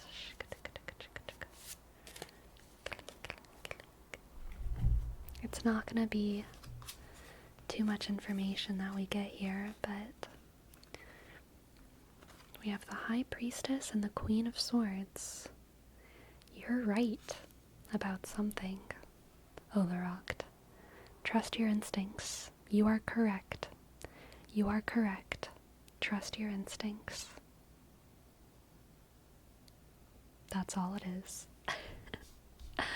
There's something going on that you have the correct intuition about. You are very smart. Smarter than you know how to verbalize. There are reasons for why you're doing what you're doing that you may not know how to explain, but you are right. It reinstated it resonated and very insightful, and we'll be sure to step outside the castle. Excellent. I am very, very glad. I'm very, very glad. Thank you, Morpheus. Shika, shika. 2 cards is enough to diagnose you with a personality disorder. So true. Shika, shika, shika, shika. Have you seen the September info? No, I have not. I have not. But I'm sure I will. I'm sure I will at some point.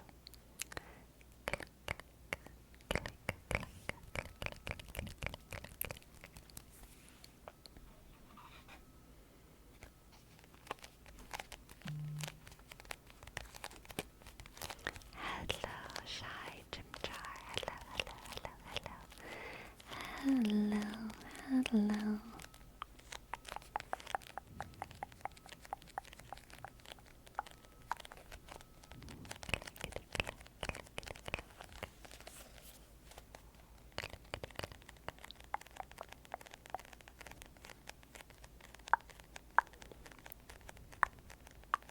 For Subathon Sleepy, it should just be a series of streams where you're eating a vegan sandwich. The same vegan sandwich, very, very slowly, for like 14 hours every day. Really slowly.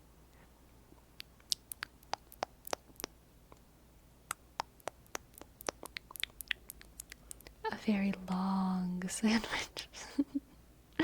Yes. The longest mukbang. Very good.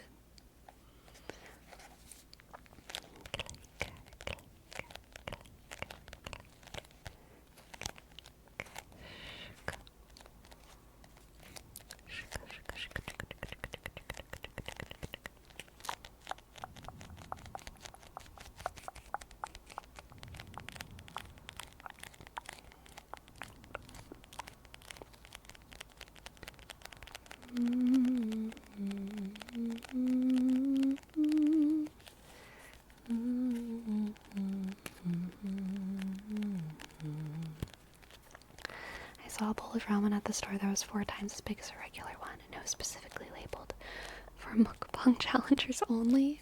That's wild. Sleepy Teamster, break time, or was I used up earlier? I might take a break in like 30 minutes or something. 30 or 45 minutes.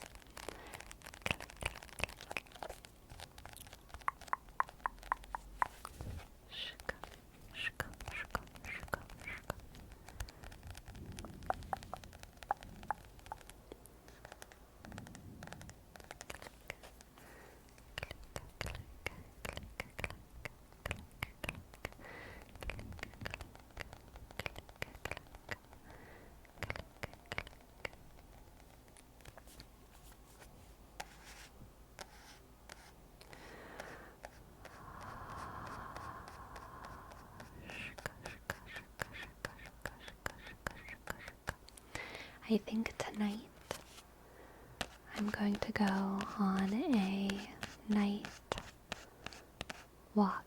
It's been a while since I've gone on a walk at night, but I want to. It should be a very pretty night.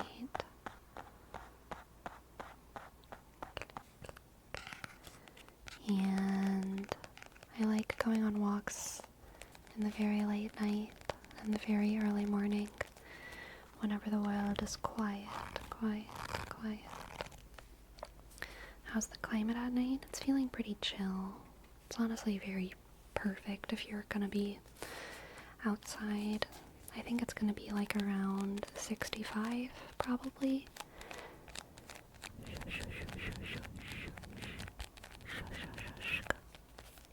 It's been a really mild summer.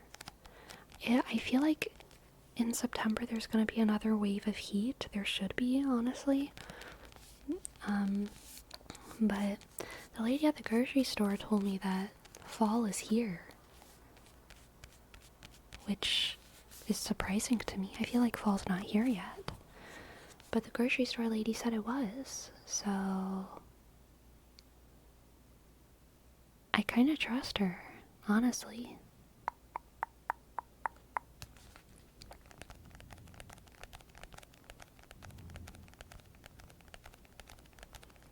I think the moon is kind of beautiful sleepiest nights. As do I. As do I.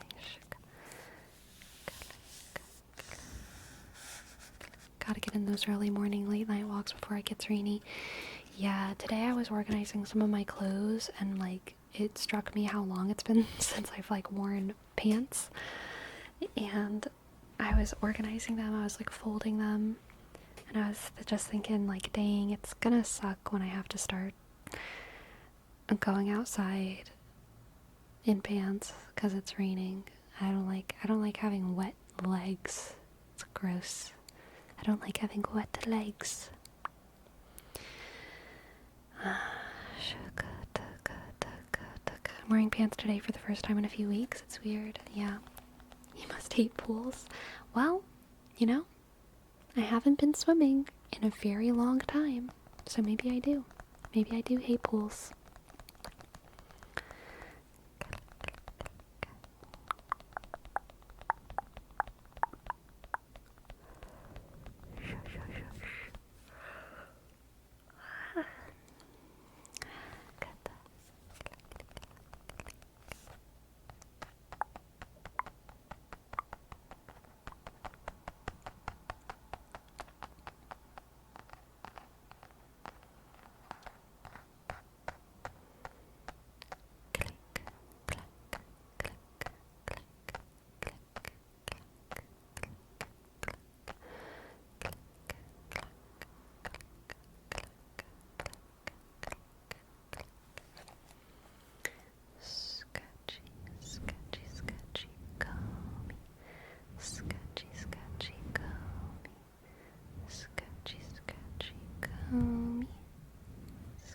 Scratchy, comey.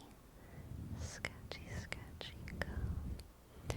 Hello, Quasaria. Scratchy, scratchy, comey. Scratchy, scratchy, comey. Scratchy, scratchy, comey. Scratchy, scratchy, comey. Scratch, scratch, scratch, scratch, comey. Scratch, scratch, comey.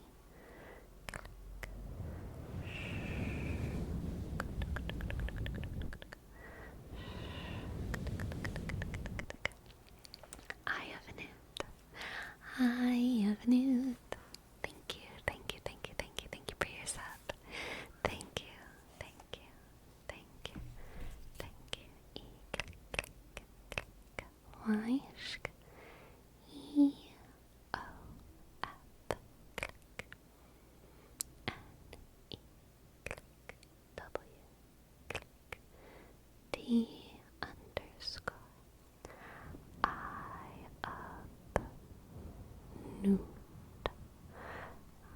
Nutella, shk, shk, coconut Nutella, coconut Nutella, cosmic crisp Nutella, cosmic crisp coconut, cosmic crisp coconut,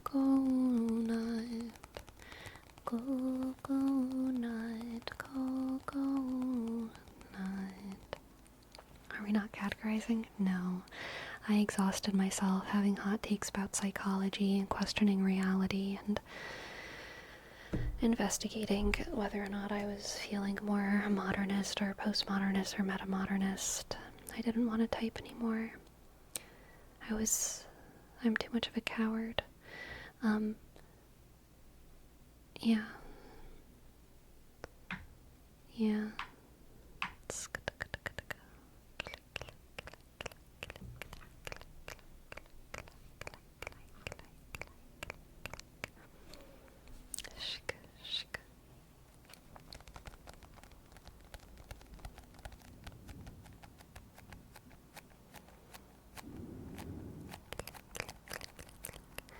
I think like verbalizing ideas that have big implications.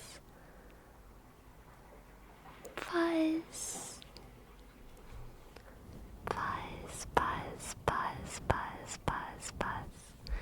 Thank you. Thank you so much.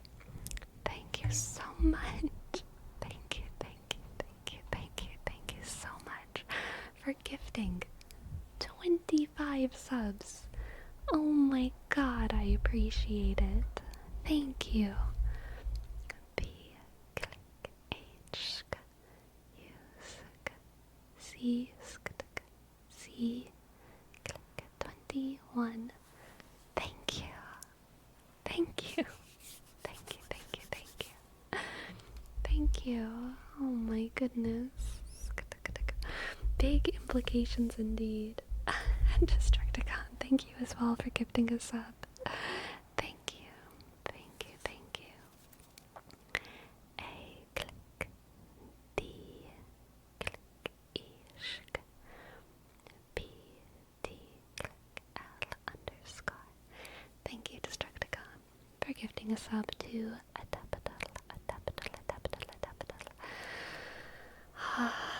You're welcome, and supporting my favorite artist. Just supporting my favorite artist. Oh, thank you. Thank you, thank you, thank you, thank you. Yeah, what I was saying was like, having interesting ideas and like talking about them, that doesn't require very much energy from me. It's actually like really fun and even easy, I would say. But talking on a platform about big ideas that could have like downstream implications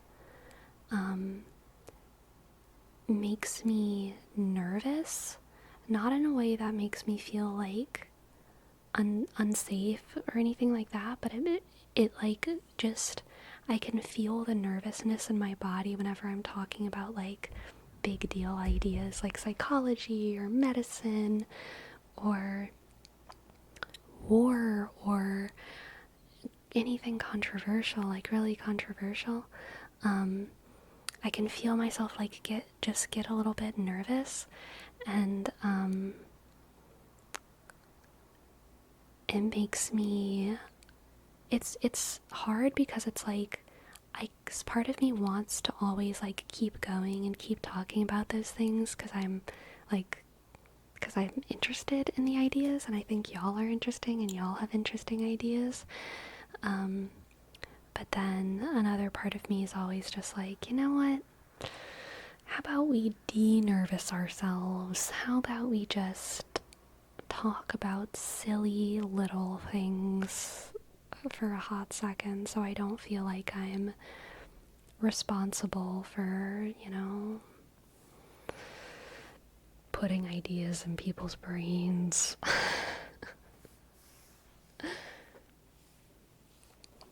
No, it's not the process of having to regulate my ideas on what I'm gonna say. Like, the linguistic task is fun for me.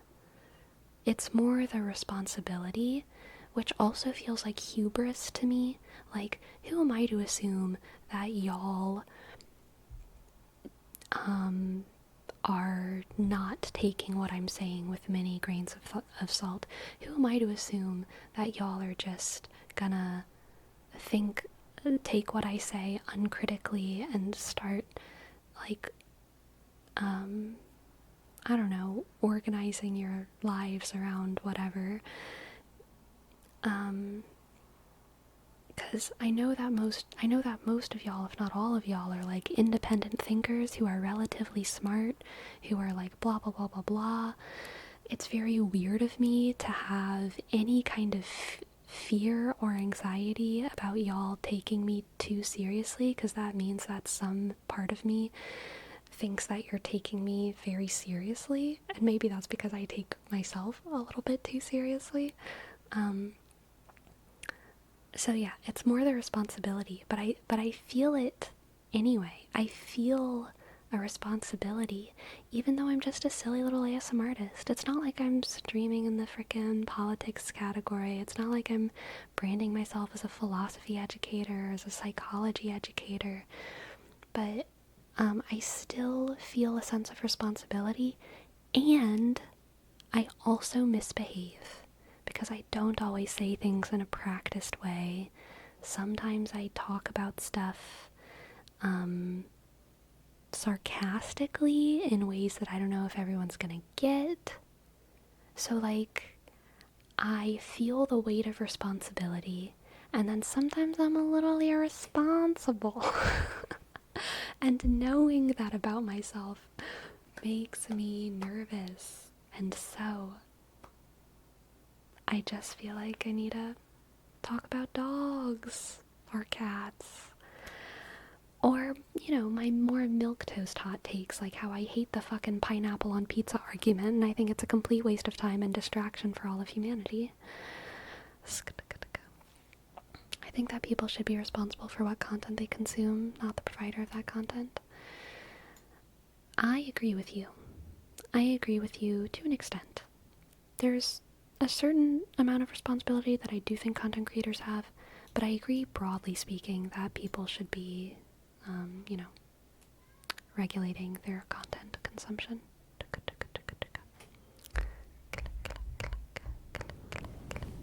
I personally bought stocks in Trader Joe's on your order, and you're now financially responsible for my actions. Oh god. Oh god. For me, it would be the fridge people who come in and out without fully getting context. That people, I think you mean fringe people.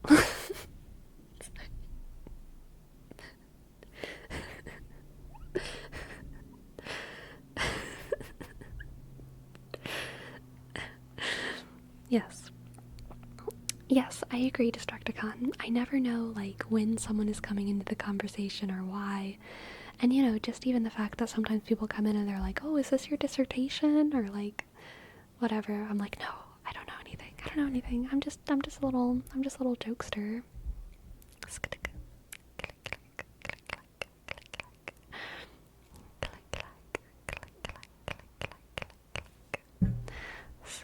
How do you feel about spicy food? I love spicy food, okay? I think you do really good in showing it's just talk thoughts from you and not always pure facts. That's good. Thank you. I appreciate that. It is all really just talk.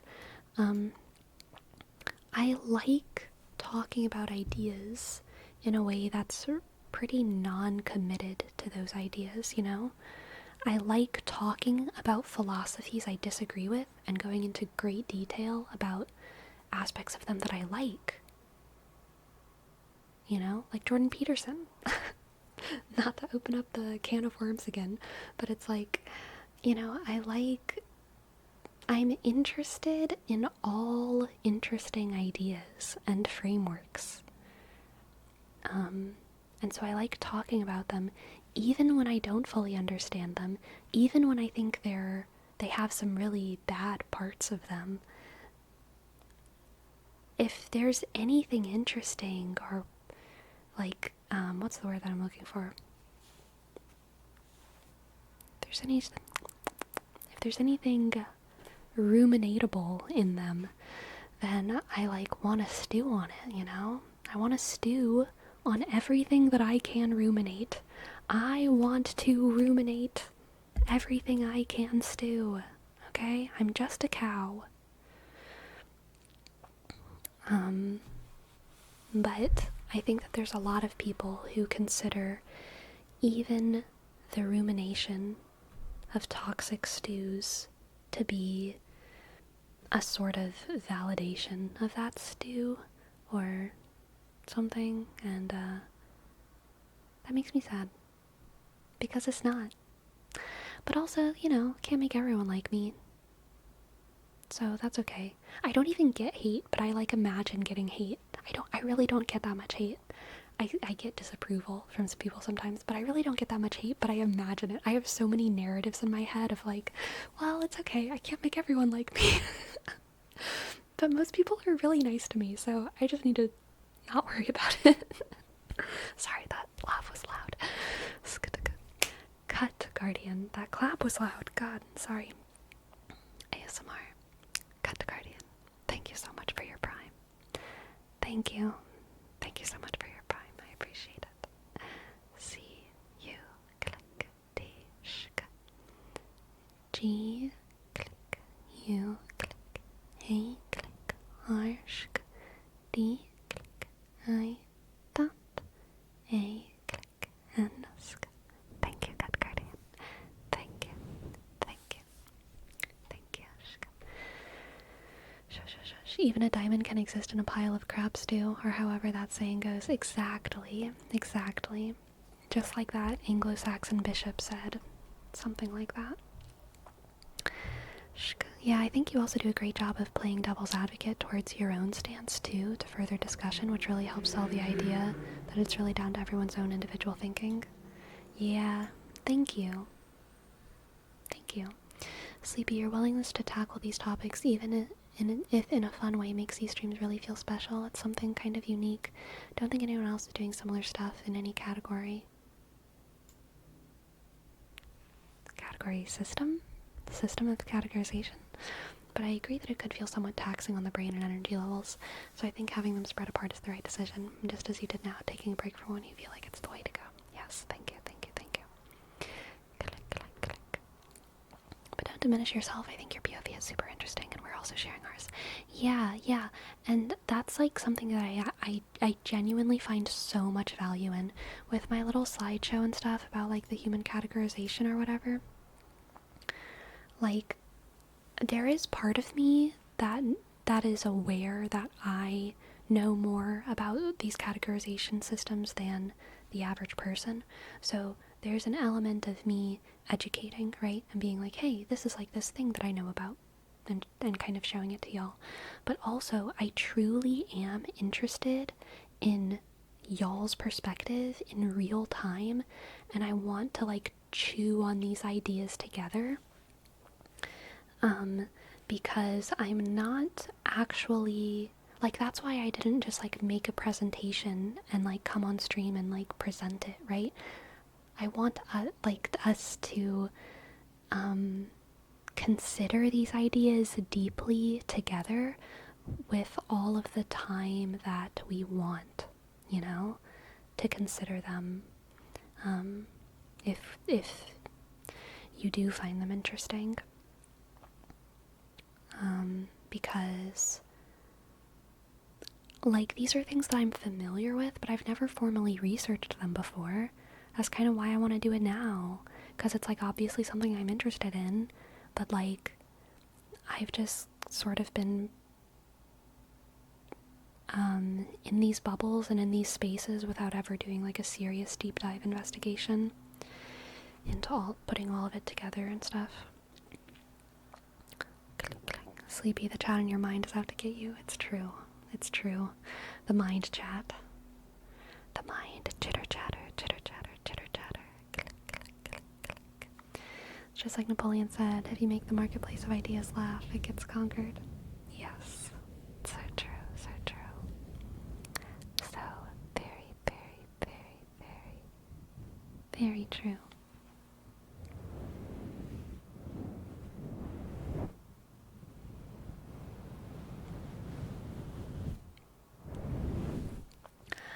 I am very high conscientiousness and also very high in neuroticism.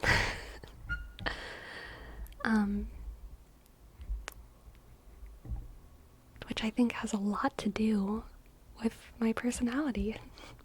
I think those are indeed important personality traits to invoke the perhaps legitimacy of the big 5 personality traits.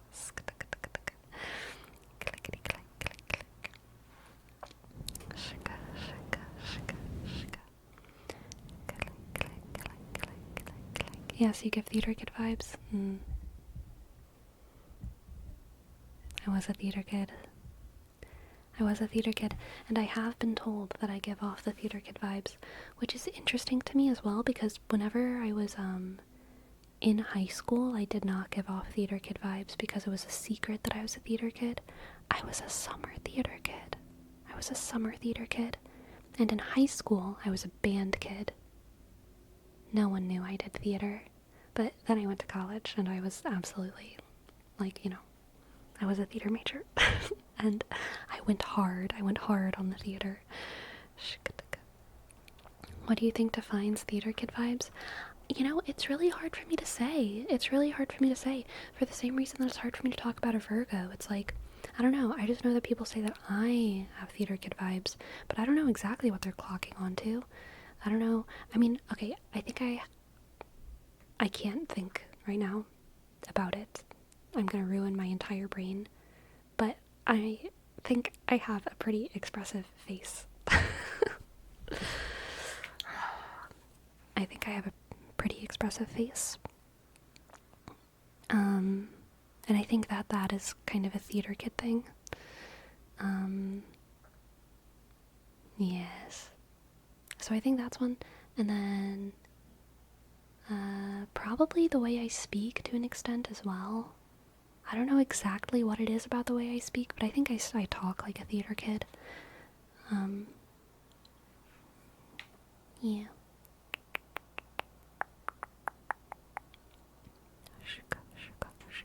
I feel like band kid and theater kid have a lot of overlap. It's true. Yes, there is overlap, but they also are different. Because I think band kids have a reputation, I would say, of being a little bit more introverted and being a little bit like quieter, right? And also being less attention seeking. All of those things are kind of the same, but yeah. You talk with big words very fluidly. Thank you. I do think that I have high verbal intelligence, which is really different from like overall intelligence. My overall intelligence, I believe, is like, it's not crazy. I don't think it's like I don't think it's crazy, but I think my verbal intelligence is like probably like significantly above average, which is funny because once I heard I don't know if any of y'all are familiar with the YouTube channel Based Camp, but I've been listening to them a lot lately. Definitely do not agree with everything they say, but they are so interesting. And I love listening to them talk about all of their crazy ideas about the world. And there are things that I do agree with them about, but they're kind of crazy. But kind of based. Very weird. But one thing that they're very against, like, spiritualism and mysticism. It's probably one of our biggest differences, I would say. But they said in one of their YouTube videos where they were talking about, like, I think it was the dangers of mysticism or something like that, or like why we're against mysticism, that it seems like people who have high verbal intelligence but lower general intelligence are particularly attracted to mystic and spiritualist systems like astrology, because whenever they are tapping into those spiritual and mystical systems, they it kind of just utilizes all of their like higher inclinations, and doesn't necessitate a lot of general intelligence. And I was listening to it and I was like, oh my god, that's me. I am a low general intelligence, high verbal intelligence astrology bitch. I love it. So they totally got me on that one. So far I hate all their thumbnails. That's fair. Based camp, yeah. They are very clickbaity. Isn't that bad? Probably.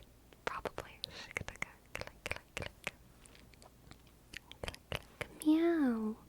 She says meow. Hi.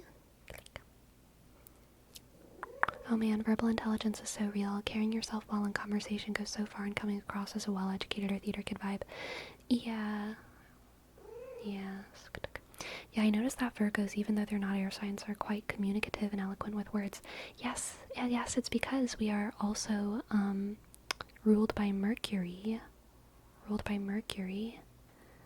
Mercury is the sign of communication, and Mercury rules both Gemini and Virgo. And Virgos are often mediators. They are the mutable earth sign. So they mediate very well. sort of practical matters, practical situations between people. They make fairly good teachers, politicians, because they have high degrees of practicality, but also kind of empathy and understanding. Geminis are a little bit less practical, so they can communicate ideas really, really, really fluidly and logically, but they aren't very committed to their ideas, and they also don't necessarily like explain ideas. They're not as like goal oriented because they're in air sign. Whereas usually the earth signs are a little bit more goal oriented, right? So they use their language as a tool rather than like Geminis use language as like a toy. Do you feel that eloquence comes naturally for you, or do you have to work on it? So practicing helps, but it's not something that I like intentionally work on. But I know a couple things. If I'm really tired, I'm not as good at communicating, obviously. Also, if I go through a phase of life where I'm talking less, then I get less good at communicating. I'm way less eloquent. I say more, I pause more. It's really hard for me to like figure out how to verbalize my ideas. There was a stage of my life where I was like very, very, very religious, and I didn't talk as much during that phase of my life. Kind of out of principle, I was like just really quiet. And that was around the time when I was, maybe 20 or something. And I remember coming out of that time, I realized that I couldn't talk as well as I used to. And it kind of made me sad. I was like, wow, I kind of forgot how to talk. And that was frustrating because I still had the same brain and the same ideas, but I like couldn't say them as well. And I couldn't find the words. I couldn't access them. It was like they were just kind of hard. So I started talking more, and it eventually slowly got a little better. Does streaming help practice? Yes. Nothing helped practice, though, more than college. College helps the most because this is me talking and practicing by myself, but being around other people who are like really good communicators and very eloquent and like kind of speak in higher academic language, super good for the sponge, super good for the sponge. And so I don't have that element. There's less to sponge on, but I do get to practice the talking while streaming, which helps for sure. And then reading helps, I think. Reading helps.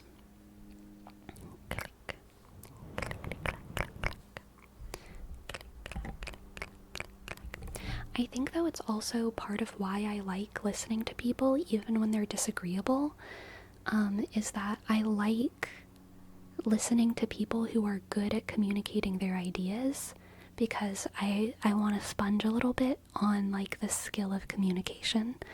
I really like the skill of communication, and I do fall short often with it, there's lots of times where I'm like, gosh dang, I said that bad, or oh my god, I'm talking bad right now and I can't figure out how to fix it, oh my god, I'm digging a hole, oh my god, I fall short all the time. And I also fall short in ways that I don't even know, I'm sure, until like way after and stuff, and whatever. But yeah, listening to other people who I think are either good communicators or interesting communicators is fun for me. It's fun for me.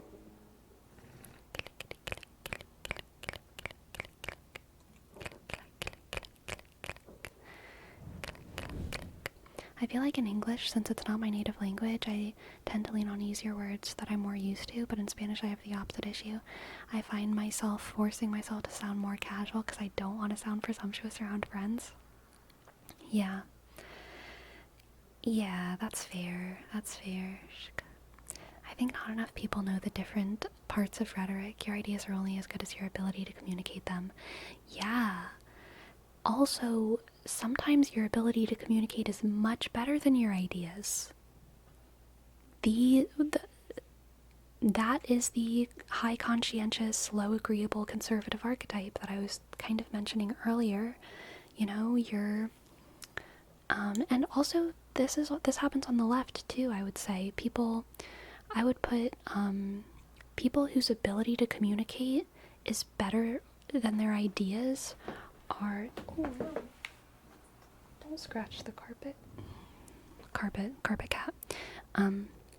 People whose ability to communicate is better than their ideas is your Ben Shapiro's, and it's also your Bosch's, and it's also your Destiny's, well, probably Destiny's. It's also your Jordan Peterson's. These people are all very, very high verbal, very, very high verbal intelligence, and high general intelligence, but their verbal intelligence is their skill. That's why they are communicators and not researchers, right? That's why their job is talking and not finding things out. They're good at using a lot of words and love using a lot of words. Yeah. And not all of those people are very eloquent, right? Like, I wouldn't really say Destiny is eloquent, but he knows how to communicate to his audience in a very specific and effective way. I would actually say the same about Ben Shapiro. I don't think Ben Shapiro is eloquent, but he really knows how to communicate to his audience in a specific way. Why use a lot of word when yeehaw do job? Girl. No, stop that. My cat. She will be the death of this carpet. Ben Shapiro is a vibe terrorist. Interesting. Click, click, click, click. They know their strengths and use them very well to their advantage. Yeah, it's true. It's true. It's true. Click, click, click, click, click, click. I feel like Destiny has a lot of good ideas and is good at applying logic, but he just has no tact. I also think Destiny has a lot of good ideas and is good at applying logic. And I also feel like he has very little tact. Yeah, I would agree with you fully, actually.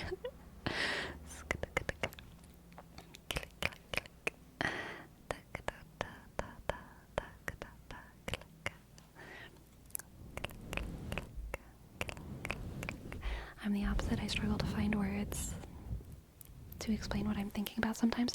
Sometimes I say something that sounds really powerful and interesting, and like my brain like autofills it kind of, and I'm like, ooh, juicy, and I say it, and then I realize after I said it that it's not really what I think, but it was like a really pretty sentence or something, so I said it, and that's one of the worst feelings ever, because it's like, god damn, that was good, but that's not it. That's really not it. And now I have to like retract that or something. Or like figure out how to deal with like the amazing sentence I just said that is not true. Or like there's something wrong about it. There's something not right. The curse of flowery language. Yeah, for sure. Why waste time to say law word when few word do trick? Yeah, sometimes few word do trick. For real. All these people would be more palatable if they weren't such assholes. I know. Can you imagine if everyone was high in agreeableness?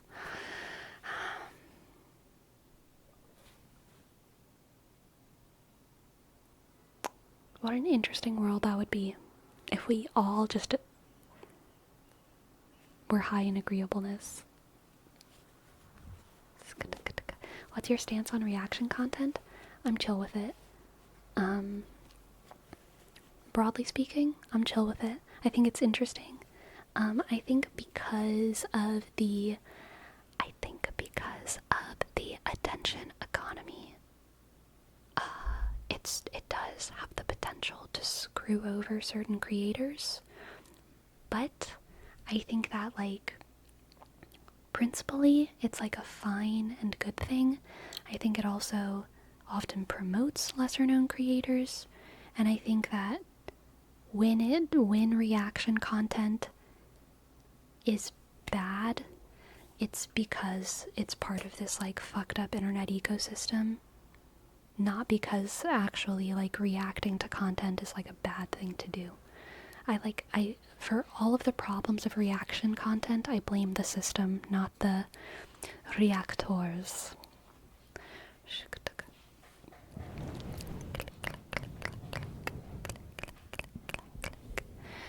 Quick Sleepy, do you remember the phrase from yesterday that you always forget? Self-fulfilling prophecy. Self-fulfilling prophecy. Imagine Hassan Piker not verbally crucifying one of his chatters every 2 seconds. I can't watch Hassan. I can't. He rubs me the wrong way. I can't do it. Oh shit, that wasn't it. Positive feedback loop. Positive feedback loop. I got it.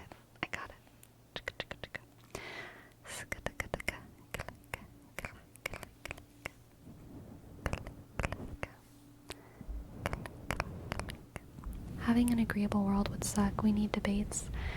If we were false and agreed, we wouldn't get anywhere. I know, I agree. I'm just also imagining. You know what I mean?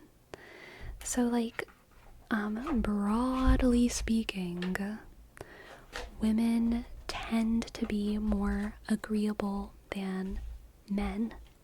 Obviously, there are many, many exceptions. There are many examples of disagreeable women. Many conservative, again, the conservative, conscientious,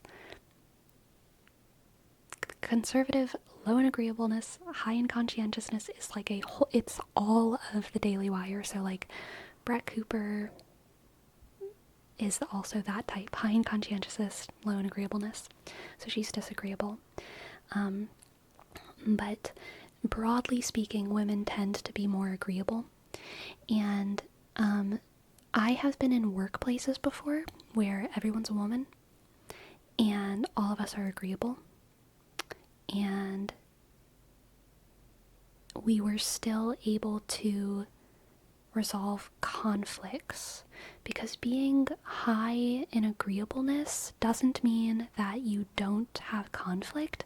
It just means that, like, even when you disagree, you say yes, kind of. Like, one person will be like, can you maybe, or like, hey, I know you're working really hard, and that sandwich looks beautiful, but I was wondering if you had time to do the dishes, maybe, because, I'm talking to customers out there and you have time back here. So I was just wondering if, like, maybe you could do that. By the way, your hair looks gorgeous.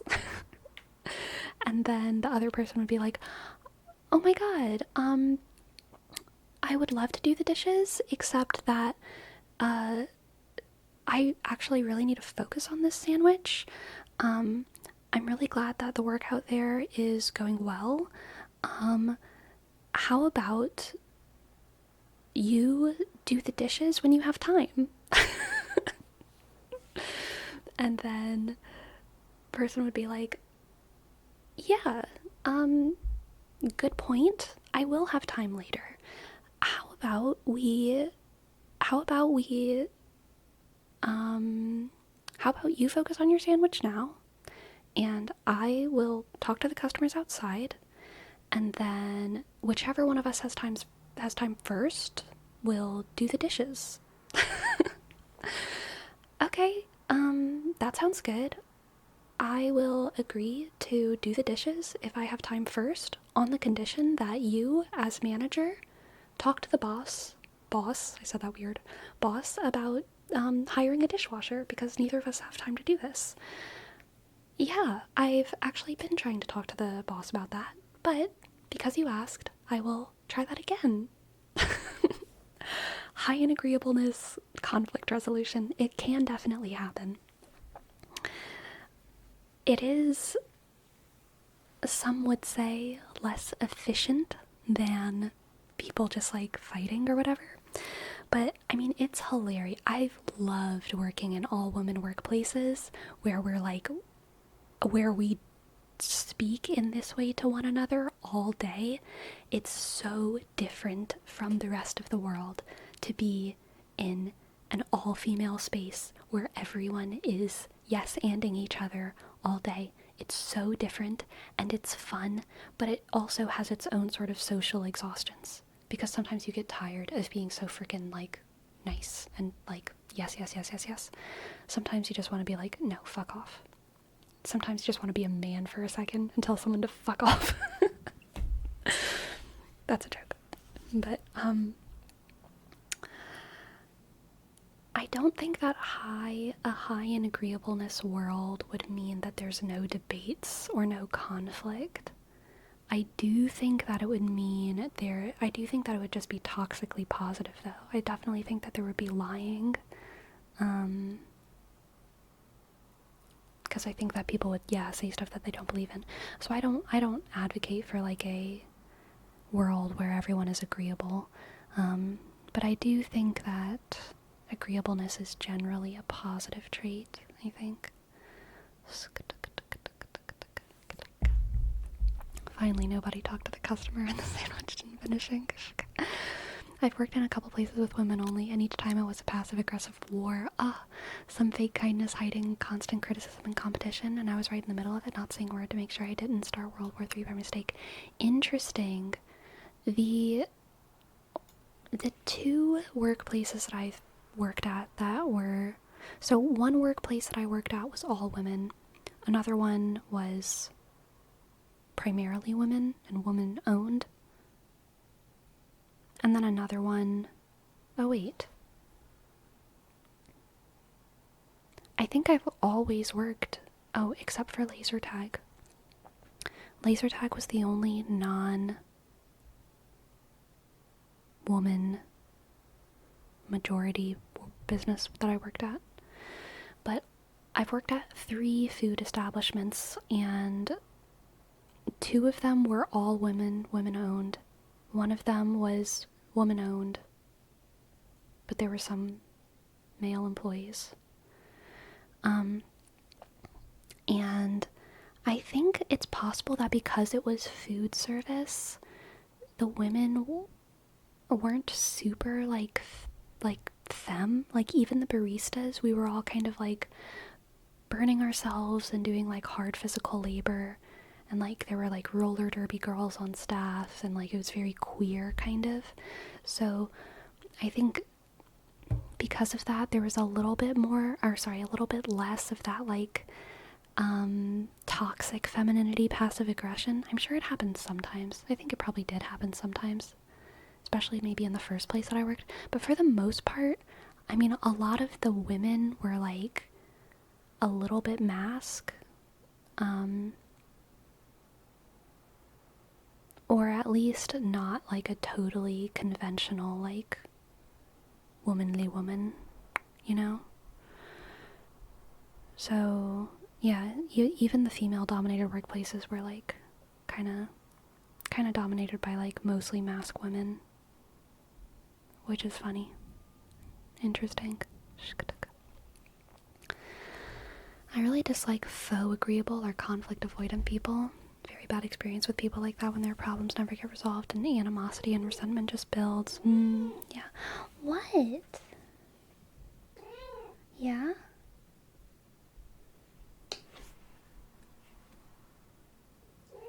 What?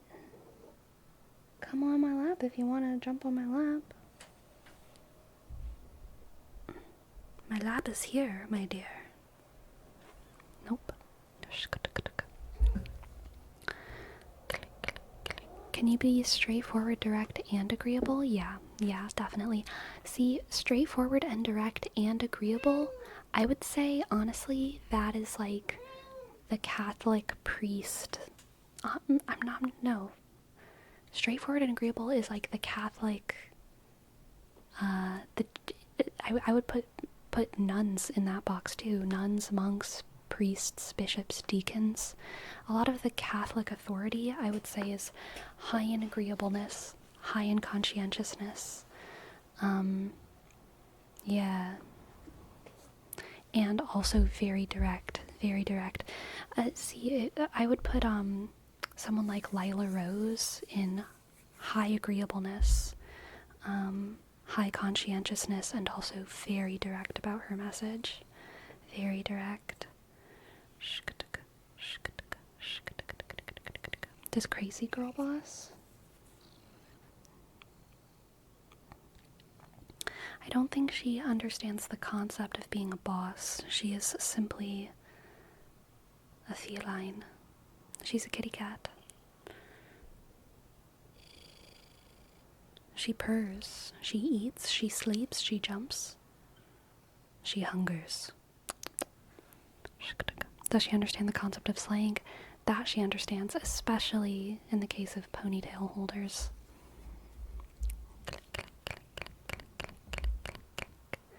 So my work's in childcare, 99% women, and stacking that agreeableness on top of work politics sounds awful. Ooh, that's fair, that's fair, that's fair, that's fair. Yeah, I feel like teachers, especially, childcare makes me think like little kids, right? Yeah, when you're managing a whole bunch of little kids, you ain't got time. You ain't got time to be agreeable. Or no, you have time to be agreeable, but you ain't got time to be freaking political. You say what you need. And you get it or you don't. The places I worked in were mostly kindergarten, and I don't know if that's important. I know that I had a particular role in there, since men are very rare in those fields. I was kind of the mystical beast. Ah, interesting. That probably saved me from being included in the competition. Ah, very interesting, very interesting, very interesting. Very interesting. I've worked in women-dominated environments, and yeah, the passive aggression was noticeable sometimes, but it paled in comparison to the condescension and apathy I experienced when working with mostly guys. Yeah. I will say, like, even though whenever I've been job hunting, I've never had it as like a principle, like, oh, I'm only going to work at a place if it's female-dominated. Whenever I see a place or go to an interview at a place and the boss is a woman and I look at everyone else and they're like a woman, I feel more comfortable. I'm like, this is an attractive thing. This is an attractive quality to this business. And there's probably, one could probably argue that I manifested my job history of working in female-dominated places. One kitchen I worked in was all guys, and conversations were horrifying. The sheer offensiveness of all the jokes. Ugh, yes. I just finished doing some homework while listening to your videos. Aw, thank you. Welcome, Alex. Welcome. Yeah, trying to manage the emotions of a bunch of 4-year-olds and your coworkers. Oof, yeah, that sounds rough.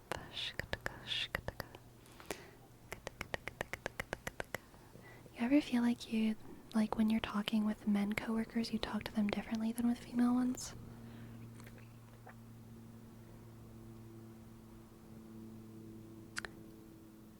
No. I mean, I talk to different people differently from each other, but I don't think I talk to male coworkers different from female coworkers. But you know, I talk to Timmy different than I talk to Barbara, because Timmy likes to talk about science and Barbara likes to talk about YouTube drama, but like, I don't talk to them differently, you know? As a girl, do you think the issues you experience in the workplace in male-dominated spaces tends to be from older generations?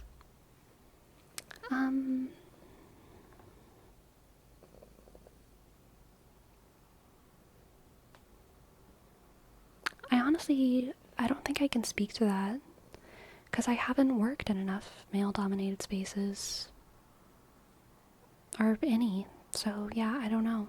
I don't know.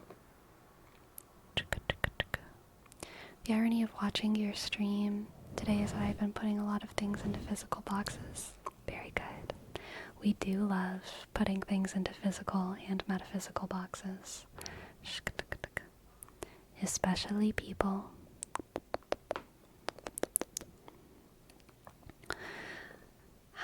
Putting people in boxes is the first step to conquering them, okay? It's the first step. Why are you being so cute, huh? I wonder if she can tell. There's like a ton of construction going on outside, so part of me wonders if she's being affected by the, I don't know, smells, noise, or something.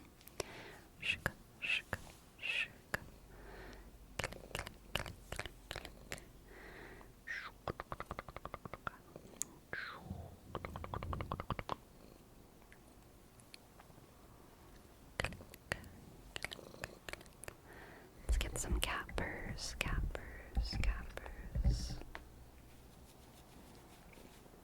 I don't know if y'all can hear or not. Last place I worked in was very 50-50 in terms of numbers between women and men. Clearly, the way we interacted was different. Much more friendly with men, much more careful with women. Guess we're more comfy with our own, so to speak. I think that makes more sense for men than women. I've met a couple men who are very, very conscientious about how women are perceiving them. And not in like a self-conscious or like it's not because they're thinking about dating.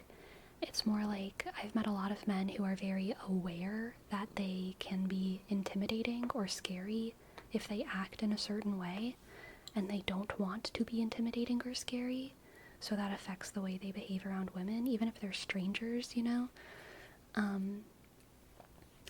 Which I think is like fair, and it's probably a nice thing to do. I don't think anyone has like a moral obligation to do it, but yeah, I mean, if you're like a 6'5" dude and you are on a totally chill walk late at night and you see there's a woman with headphones on and you're like walking and you have a longer stride than her, and so you're gaining on her, and you recognize that you might seem a little scary, and you cross to the other side of the street so you don't sneak up on her, that's probably a good thing to do. But it's also like, you don't have a moral obligation to do that. You're on a freaking walk. She's on a freaking walk. You're not trying to hurt her. You're fine. You're fine. That's when you say, on your left, Captain. But she's not listening. She has headphones on, okay? So, yeah, I think that men are much more conscientious of that than women, generally. I think some women are conscientious of that. Or I should just say conscious. I have big 5 brain right now. I think some women are conscious of that kind of thing, but I think women are a little less aware, because I don't think I mean, maybe I'm just less aware.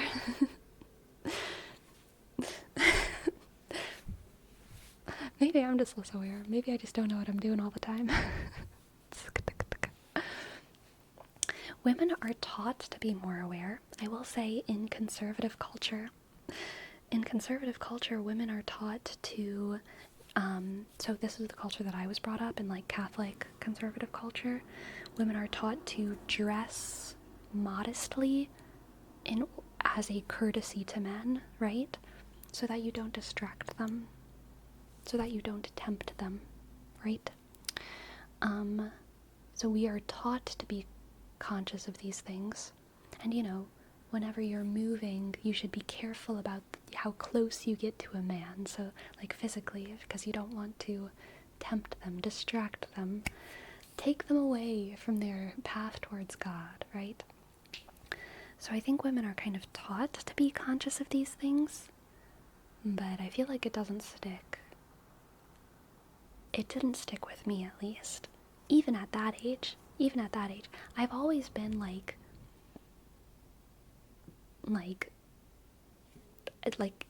kind of generally modest, but mostly for comfort reasons and for my own self-consciousness reasons.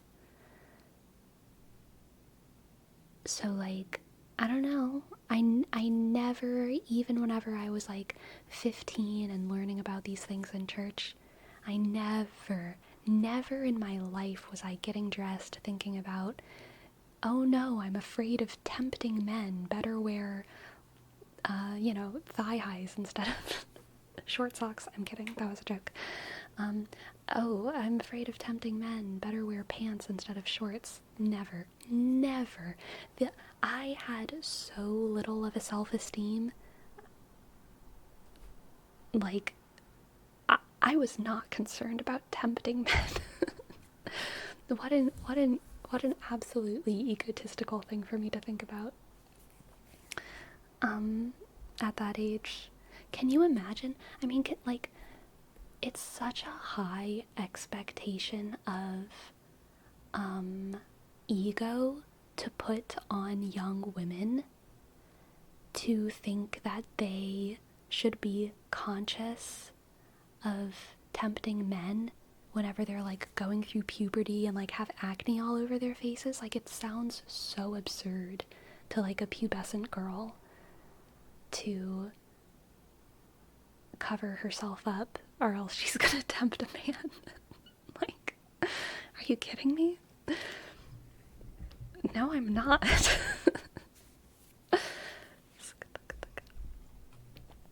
I was legit talking to my supervisor at work today. Apparently she was hired 6 years ago because she had a nice smile. That's funny. It made me feel guilty even just thinking about it.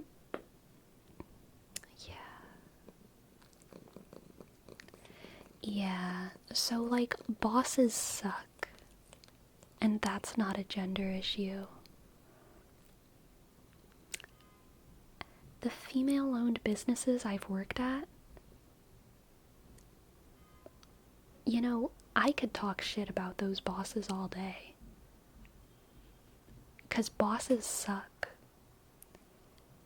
But, some of them were nice. Some of them were nice. I don't like hate them, right? But like, bosses suck. And bosses do dumb shit like that, yeah. I've had female bosses who've discriminated against male employees in ways that felt sexist. I've had bosses that have treated their female employees in ways that felt sexist. I've had bosses that, I mean, yeah, I guess that's all I need to say. Bosses are just freaking sexist sometimes. It don't even matter their gender. It just don't even matter their gender. Don't get too close to men, you'll make them horny. And when they're horny, they can't control themselves. You can't blame them for what they do when they can't control themselves. Therefore, it's your fault if they do something to you. Exactly, Hagen. Exactly.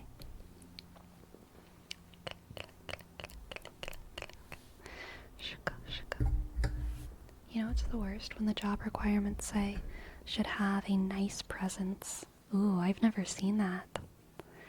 I've seen should be hospitable or something. Were you ever on the receiving end of it?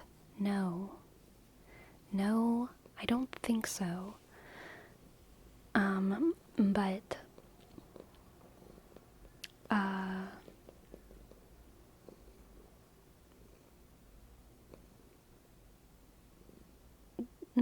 well, maybe one of them. But no, I don't think it was sexism. Never mind.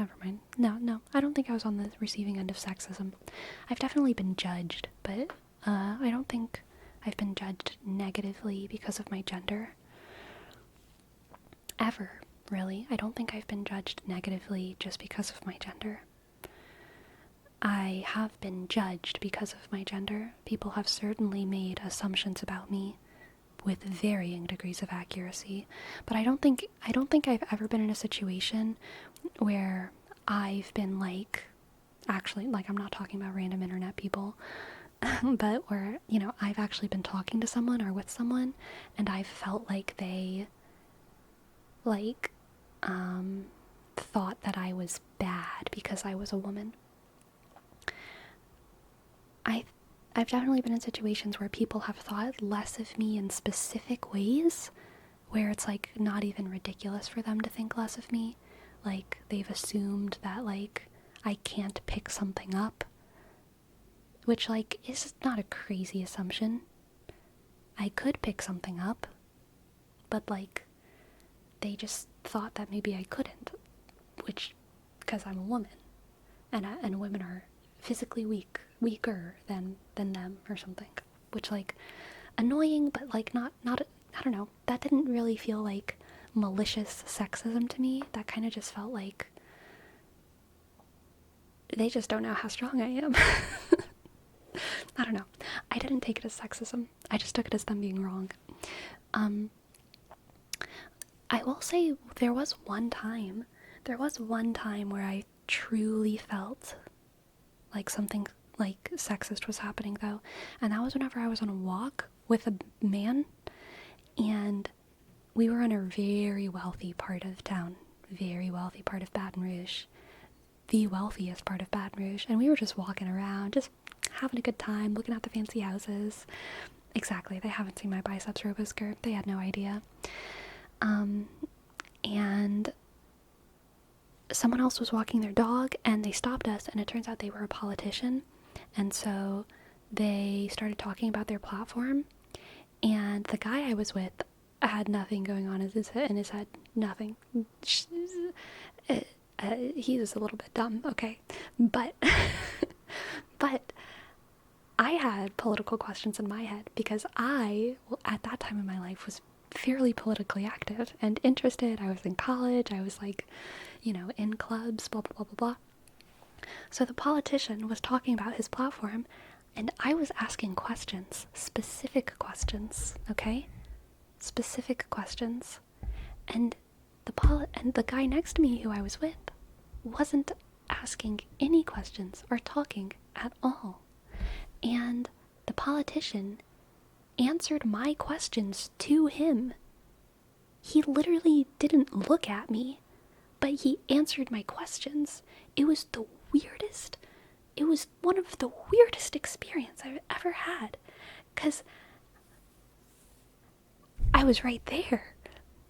It was like confusing almost. I felt like I was it was kind of amusing. Like in the moment, I felt insulted, but I was also like, "This is crazy." I feel like I'm at like Disney World right now. Like this is the weirdest LARP I've ever been to. And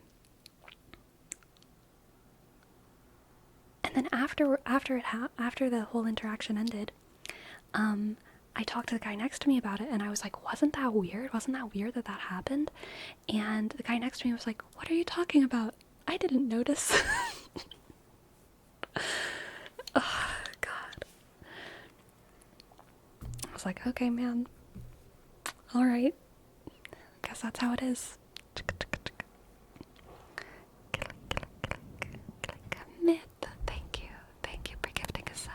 Thank you, thank you, thank you. Thank you, Myth. Thank you, Myth. Click, click.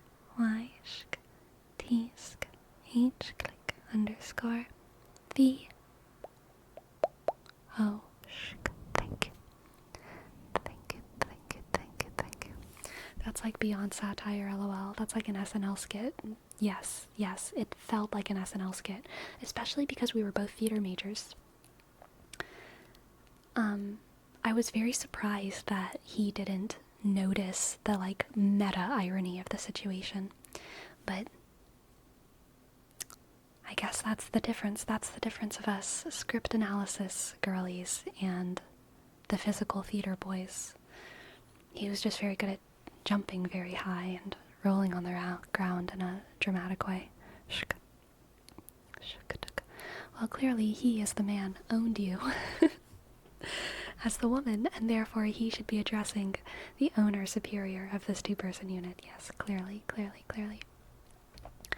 For guys, it's usually assumed that we wouldn't be as careful or detailed focused with stuff because apparently we are the Hulk and we just smash. Yes. Ah, Cacao. Thank you. I'm glad you enjoyed the most recent video. Thank you, thank you. Thank you. My cat is being so cute. My cat is being so cute on my lap. I don't know if y'all are gonna be able to see. Cat. Cat. Cat. Yeah. That was her tooth. Sorry, girl. Sorry. Not the most flattering. Do you want to lift up your face a little higher? Because I don't really want to put this camera any lower. My shorts are too short. Shka, shka, shka, shka, shka, shka, shka.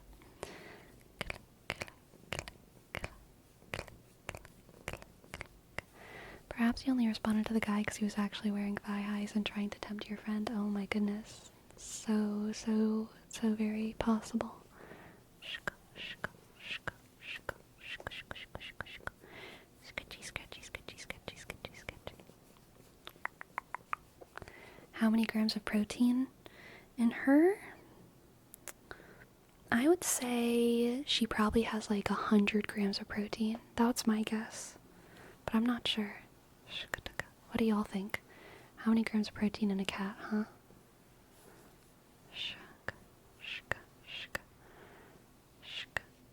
100 grams of protein in 2 brain cells.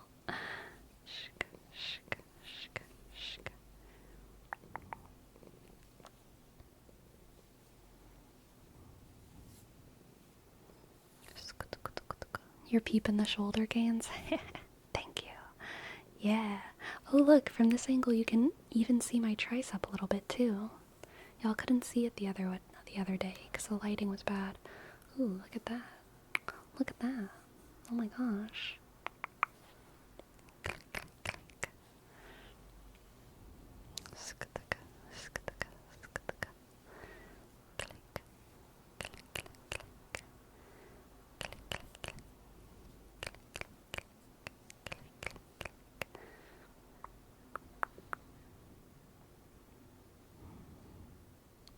What?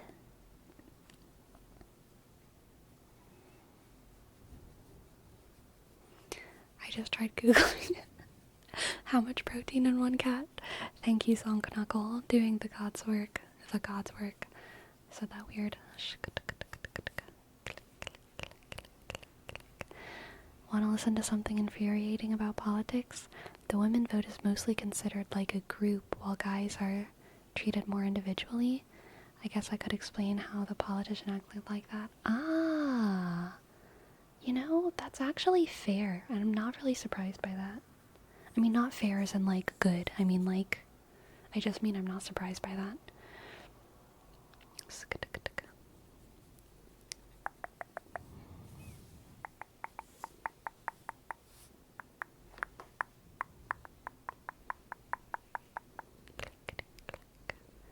Little baby. Yep. Look at all of her fur. Look at all of her fur on me.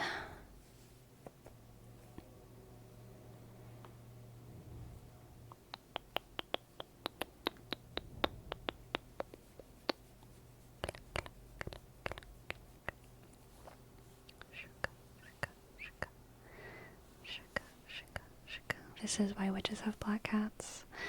Yes, I believe that you are right. I believe that you are correct.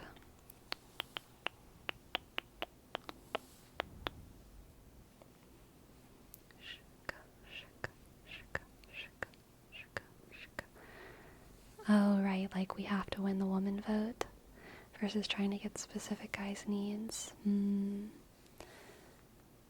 I don't know. I feel like at least in America, people do talk about, like, the black man vote. Like, they will talk about, like, I feel like people, well, no, people do talk about, like, the white man vote, too. I feel like people talk about the man vote, but only whenever they're talking about it with ethnicity as well. At least in America. I don't know. Maybe I'm making stuff up. Sometimes I'm doing that. Goodbye, cat. Blub.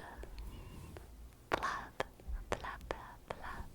Blub, blub, blub. Thank you. Thank you. Thank you for gifting a sub. Thank you, thank you, thank you, thank you. Thank you, thank you, thank you. Blub. For gifting 5 subs. I appreciate it very much. B click L use B click 4 7. Thank you. I need to fix this camera situation.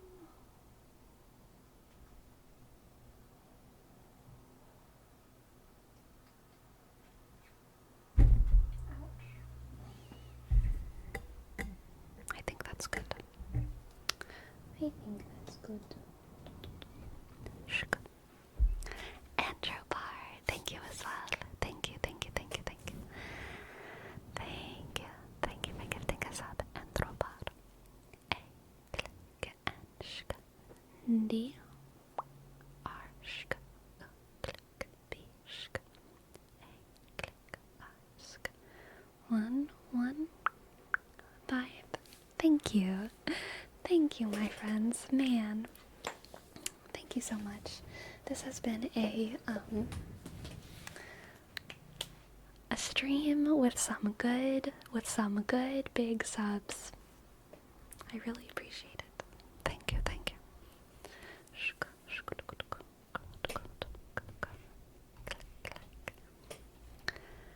I think that's mostly because one of the political parties in America's platform is entirely centered on the suppression of women's rights and freedoms, and that doesn't affect the male population's vote so much.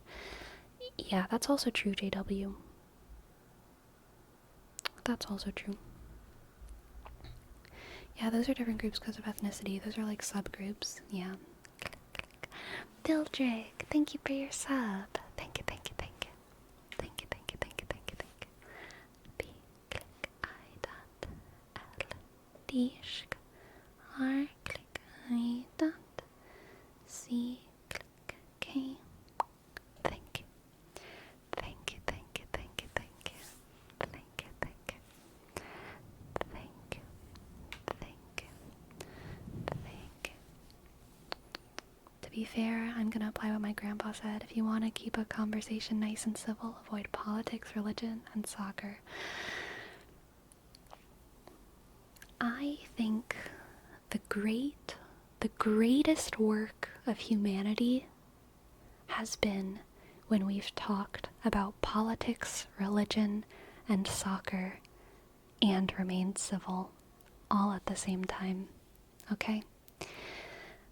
And I want to be part of the greatest work of humanity. Alright? Click.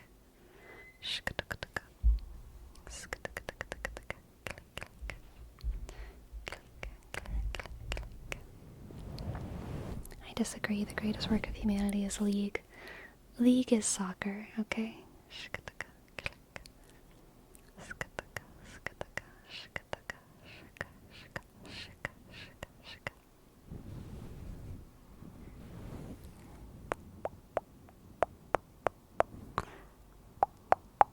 Thank you for your bits, Biddledrick the bits.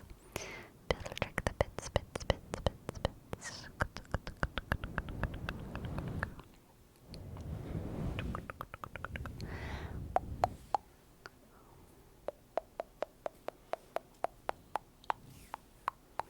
The greatest work of humanity is when the Undertaker threw mankind off the top of the Hell in a Cell. I don't know what you're talking about, but I do also think that one of the greatest works of humanity is the I Need a Hero sequence in Shrek 2. That also is one of the greatest works of humanity.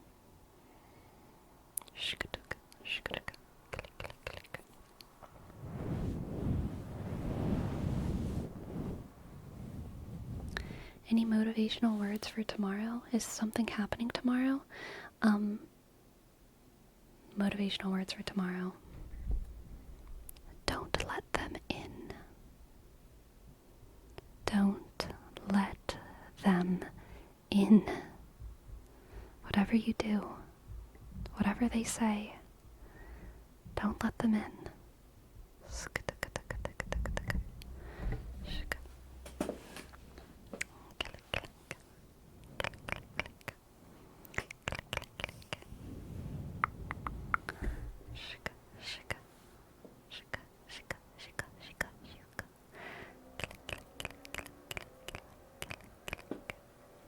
Even if they have on sexy thigh highs,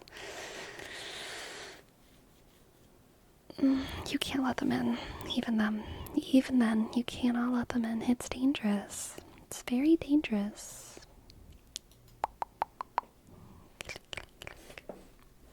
Very dangerous.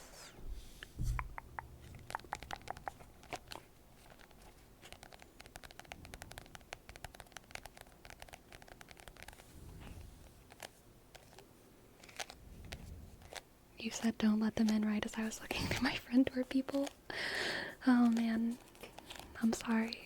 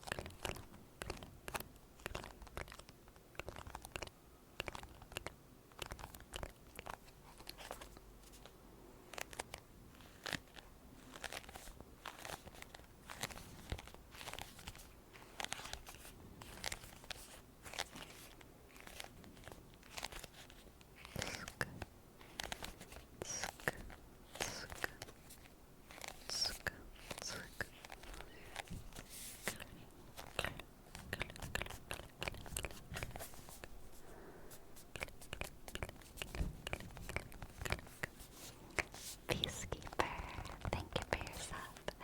Thank you. P click 3 shk A shk C 3 underscore K click 3 click 3 click P click 3 click R shk. Thank you. Okay, I am going to go take an actual break right now because I did not do that earlier. And I will be back in 5-ish minutes to finish out the stream, my friends. I will be back soon, be back soon.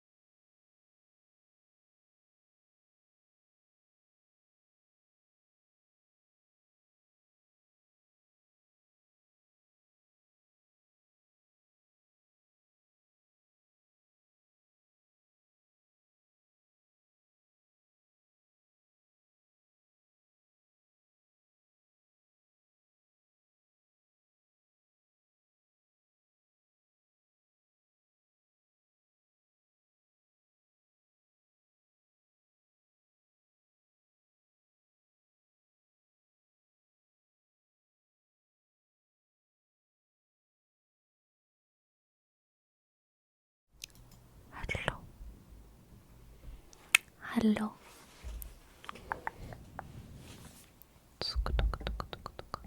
Hello. Hello. My name is Amigo Montoya. You killed my father. Prepare to die.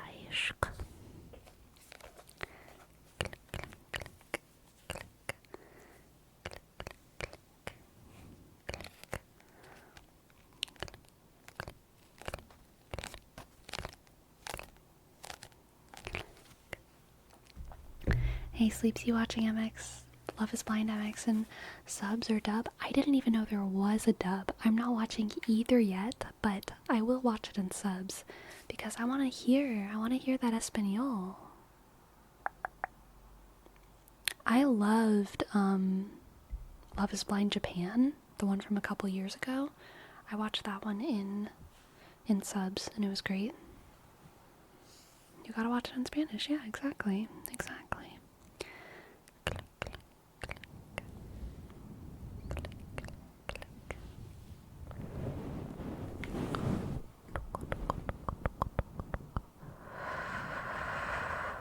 How many Love is Blind versions are there? There's a lot. So I know that there's Brazil. I know there's Brazil and Japan. Is there a France one? I feel like there's a France one. But I don't know. I don't remember. But there's a couple. Yeah, there's a UK one and a Mexico one. The UK one and the Mexico one are both new.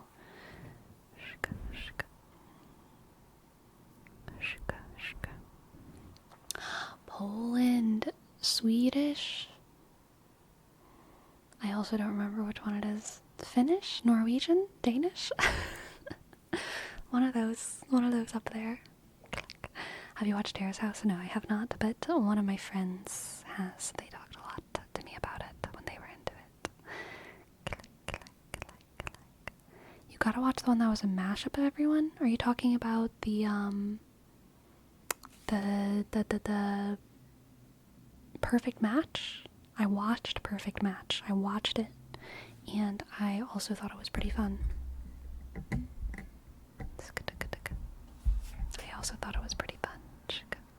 Oh, I got you to watch it. Gotcha. Yeah. Yeah, it was pretty fun. Very stupid and very ridiculous, but fun. So,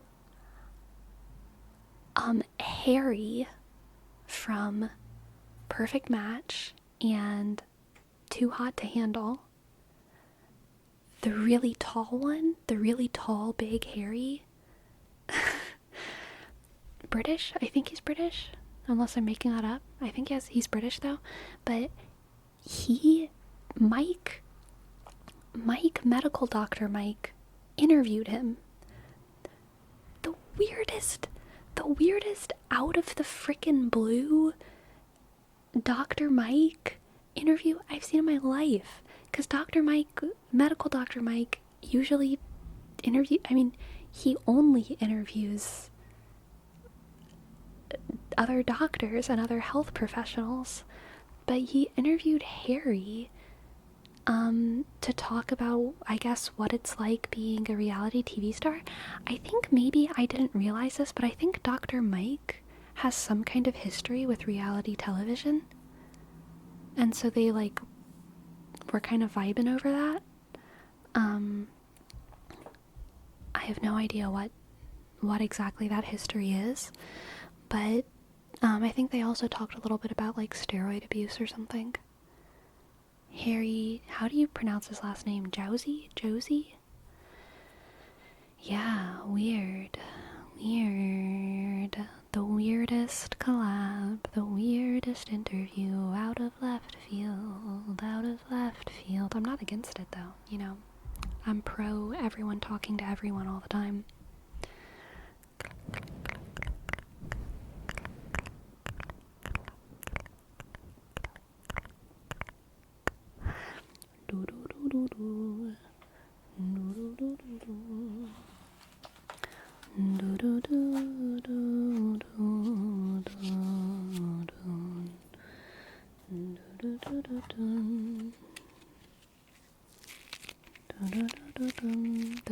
that make no sense are always super fun. It's combining two worlds you never expect. Yes, yes. I believe, semi-relevant to our discussion about categorization, one of my favorite collabs that came out of left field was a collab between FJ,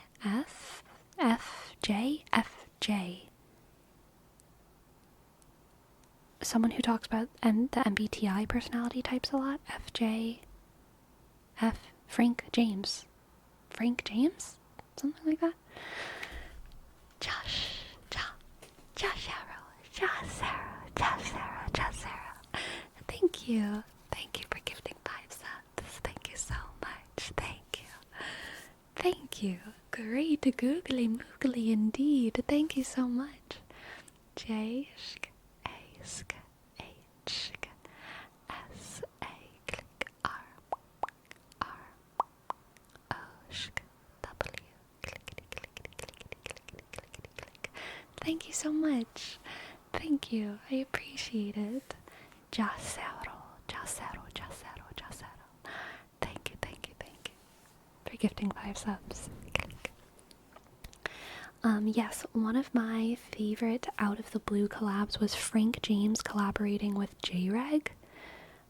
Frank James is a MBTI person, and J-Reg is, nowadays he mostly just talks about art and philosophy, but whenever he first started blowing up, he talked about politics and the political compass and different types of political extremism, but he was a comedy satire channel, and now he's kind of satire mixed with some sincere talk about art and philosophy. But whenever he blew up, he was like a satirical political channel, and Frank James, MBTI guy, did a collab with J-Reg to talk about how all of the different, if I remember correctly, personality types lined up on the political compass, which was very funny. Obviously kind of absurdist and satirical in itself. Let me see if I can find that. Let's see. I thought I'd give some subs and someone else in the community gifted my first month for your channel. Aww, that's so nice, chat. That's so nice. The love that keeps on loving. The gift that keeps on giving. Let's see.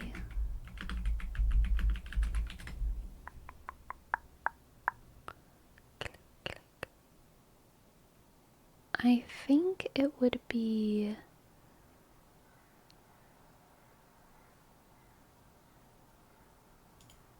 this one. This video. 16 personalities on the political compass. It's a satire video. It's stupid. It's a very stupid video, but it's funny and it's enjoyable, and it's also kind of smart and witty, but like it's not serious content. But yeah, that was an absolutely out of the blue collaboration. Absolutely out of the blue collaboration.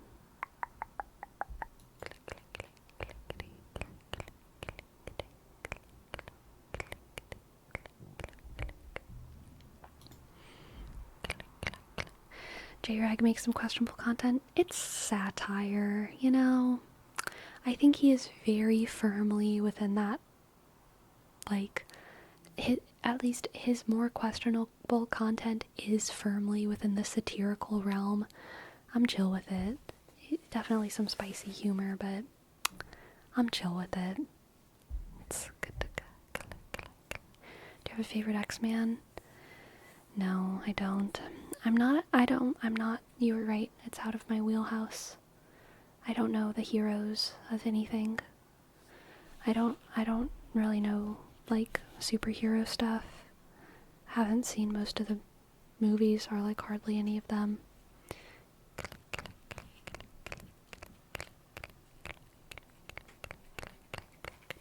I don't remember from. I've only watched this video once, and that was like when it came out, so I don't even remember that much about it. When you say satire, do you mean a priest rapping about how Jesus is his... No.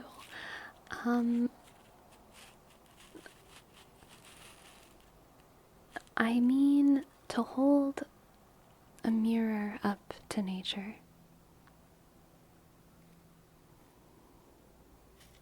I mean to hold a mirror up to nature in the way that art always strives to do, okay?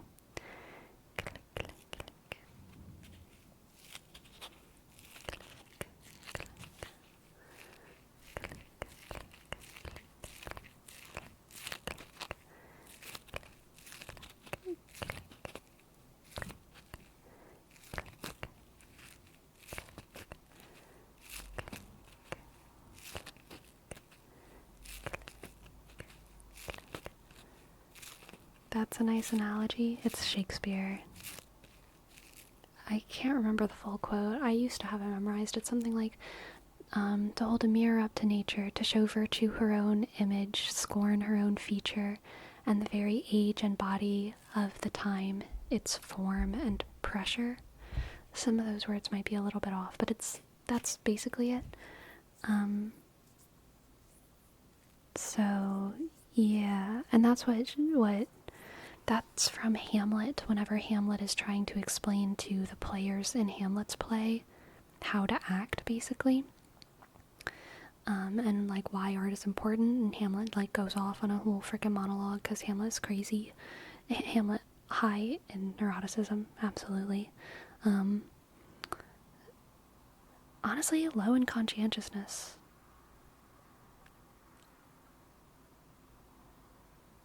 Low in agreeableness, or maybe high in agreeableness. I don't know about agreeableness. Maybe middle of the road in agreeableness.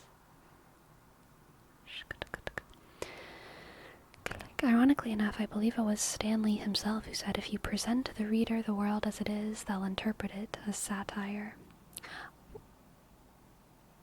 I think the role of satire is to present to the reader the world as it is in a way that makes them feel alienated from it, in a way that makes them feel like critical of it. Like, oh my god, reality is ridiculous. Reality is ridiculous. To question it, exactly. Exactly.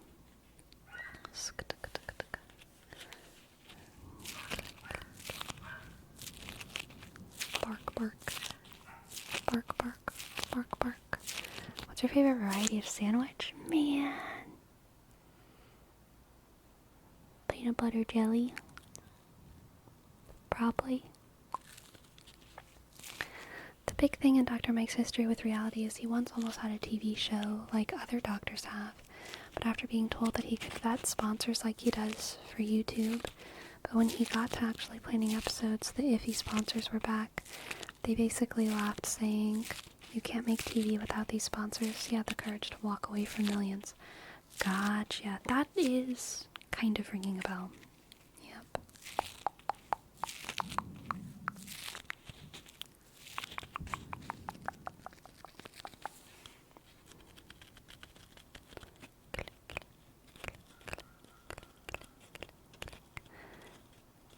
Could you do a subathon if it was just you eating a PB&J sub sandwiches?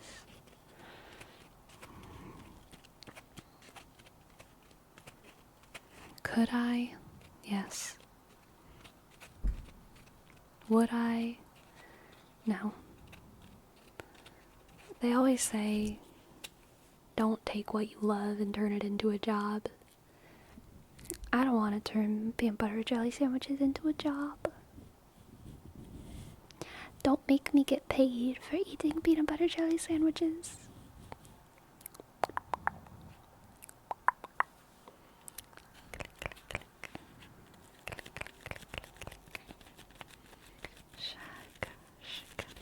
But they never say take what you love and turn it into a sandwich.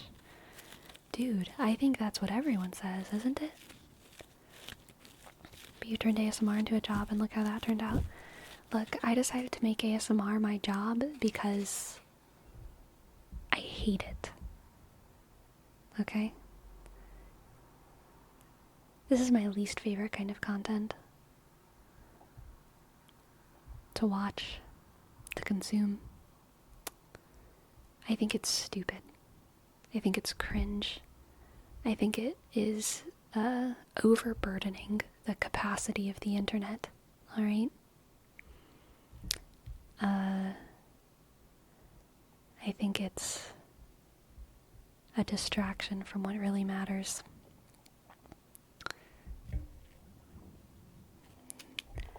And so I decided to make it.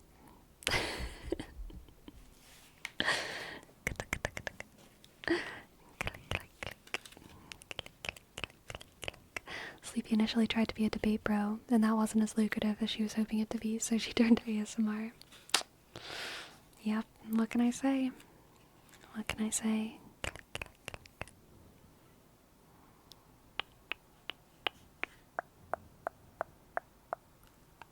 I love making ASMR, and I also love ASMR. Did you do an ASMR video like this, talking shit about ASMR? I don't think so. Well, actually, Sleep Idiot is kind of talking shit on ASMR, but not really. Not like that. It's different. A little bit different.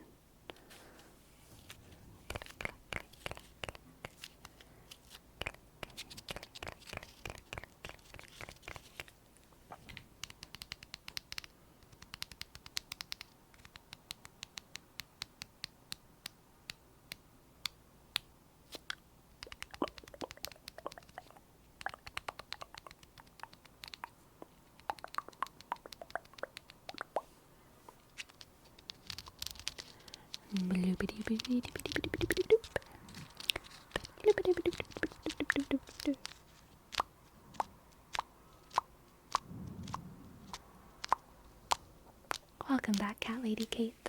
Welcome back.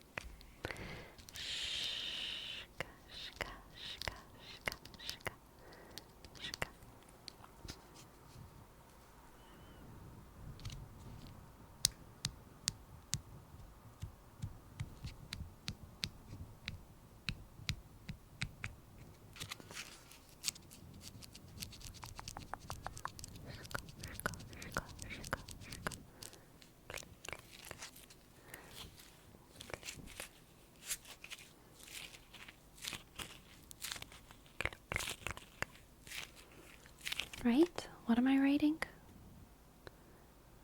Oh yeah, right. It was sarcastic. I dropped my thing. Where did it go? Where did my thing go?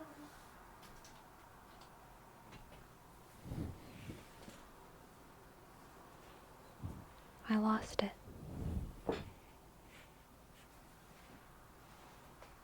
Oh. I found it.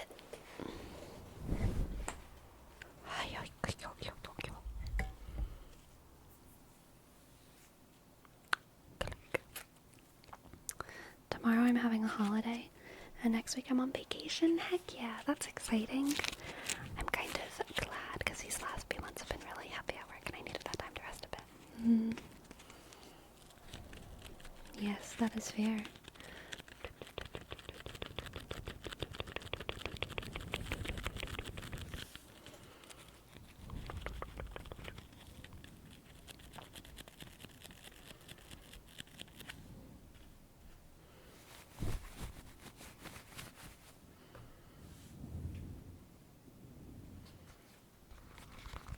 Foam roller sounds?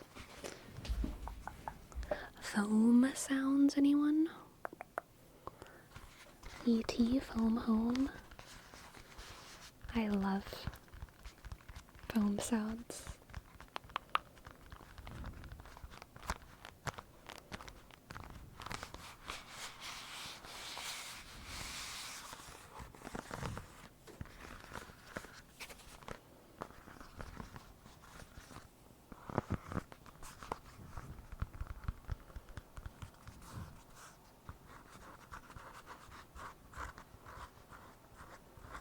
This is scratching.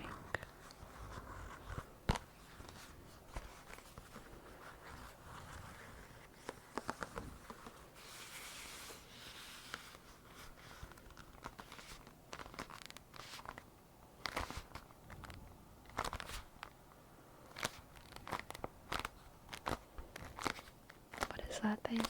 It is a foam roller. You roll on it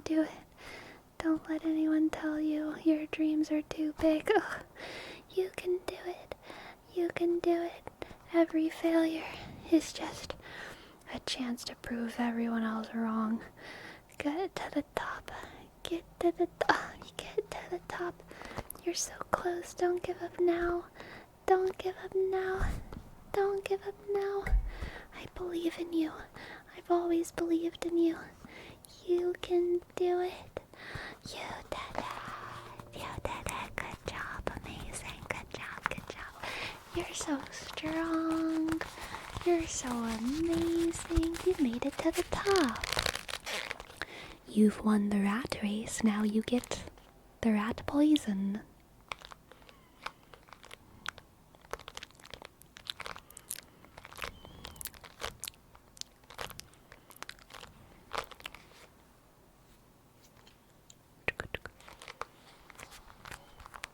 Dang, I got so much crazy hair, like, floating out of this mic into my face. I don't know why I instinctively decided that breathing would be a good idea in response to that.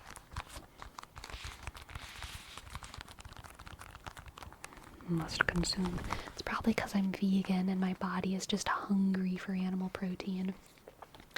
As much as my conscious mind rejects consuming animal fur, my subconscious mind just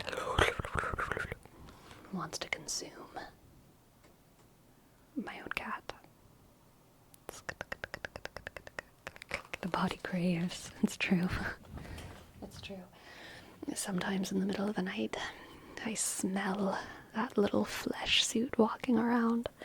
I smell the blood pumping through her muscles, and I am activated. And I can feel my predatory instincts just starting to wake up within my body, my hungry for protein body. You know what I mean? You know what I mean? Just a little nibble. Just a little nibble. She trusts me so much. It would be so easy. It would be so easy. Anyway, what should we name the stream? What should we name this here stream, huh? What you don't know is Gracie's thinking the same about you. It's probably true. It's probably the truth right there. What should we name this stream, lads? What should we name it? I've not a clue what we've done. I do know that we talked a bit about the categories, a bit more categorization.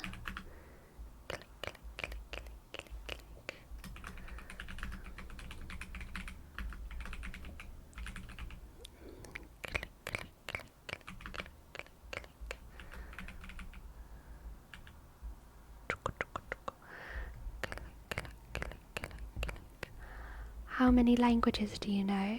I've not any languages but English. I do know how to speak some select words in other languages, but I can't really speak conversationally in any other language. I can speak in a couple accents though, conversationally, I would say.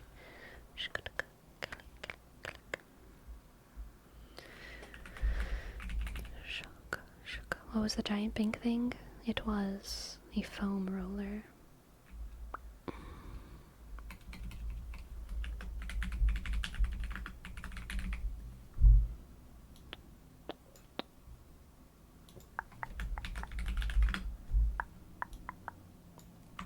What about this?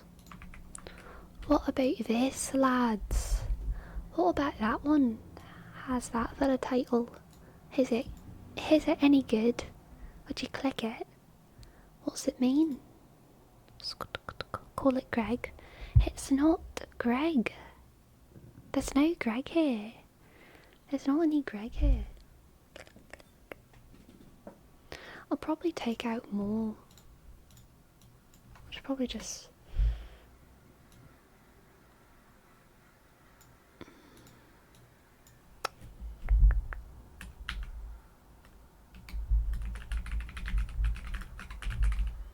probably just do this actually. Probably just do this one actually. Categorizing humans, mental disorder questions, agreeable woman world. Click. Destructicon, thank you. Ow, I just hit my elbow on my chair. It really hurt, because it's the hurt elbow that's hurt. Hurts on the inside. But it's still doing a lot better than it has been since that time I hit it really hard the other day. Thank you so much, Destructicon, for gifting a sub to Gregory Jane. Thank you very much. G click R E G click Osk R click Y click J click A click N click Ask. Thank you very much. Shka shka. Alright. We've got a title. And now all that's left to do is say goodbye. My friends, I've had such a good time streaming. As always, I'm absolutely delighted to spend these nights with you, as I so often do. I am excited. I am excited to practice talking, because clearly I mess up a lot. I'm still learning, and I'm excited for the future. I'm excited for our future, frankly. And I'll see y'all next week, okay? I'll see y'all next week. Click, clickety click. Good night. Who shall we raid? Squishy? Dude, I feel like it's been forever since we've raided Squishy. We've got to raid Squishy. Squishy, squishy, squishy, squishy, squishy, squishy, squishy, squishy, squishy, squishy, squishy, squishy, squishy, squishy, squishy. Good night, everyone.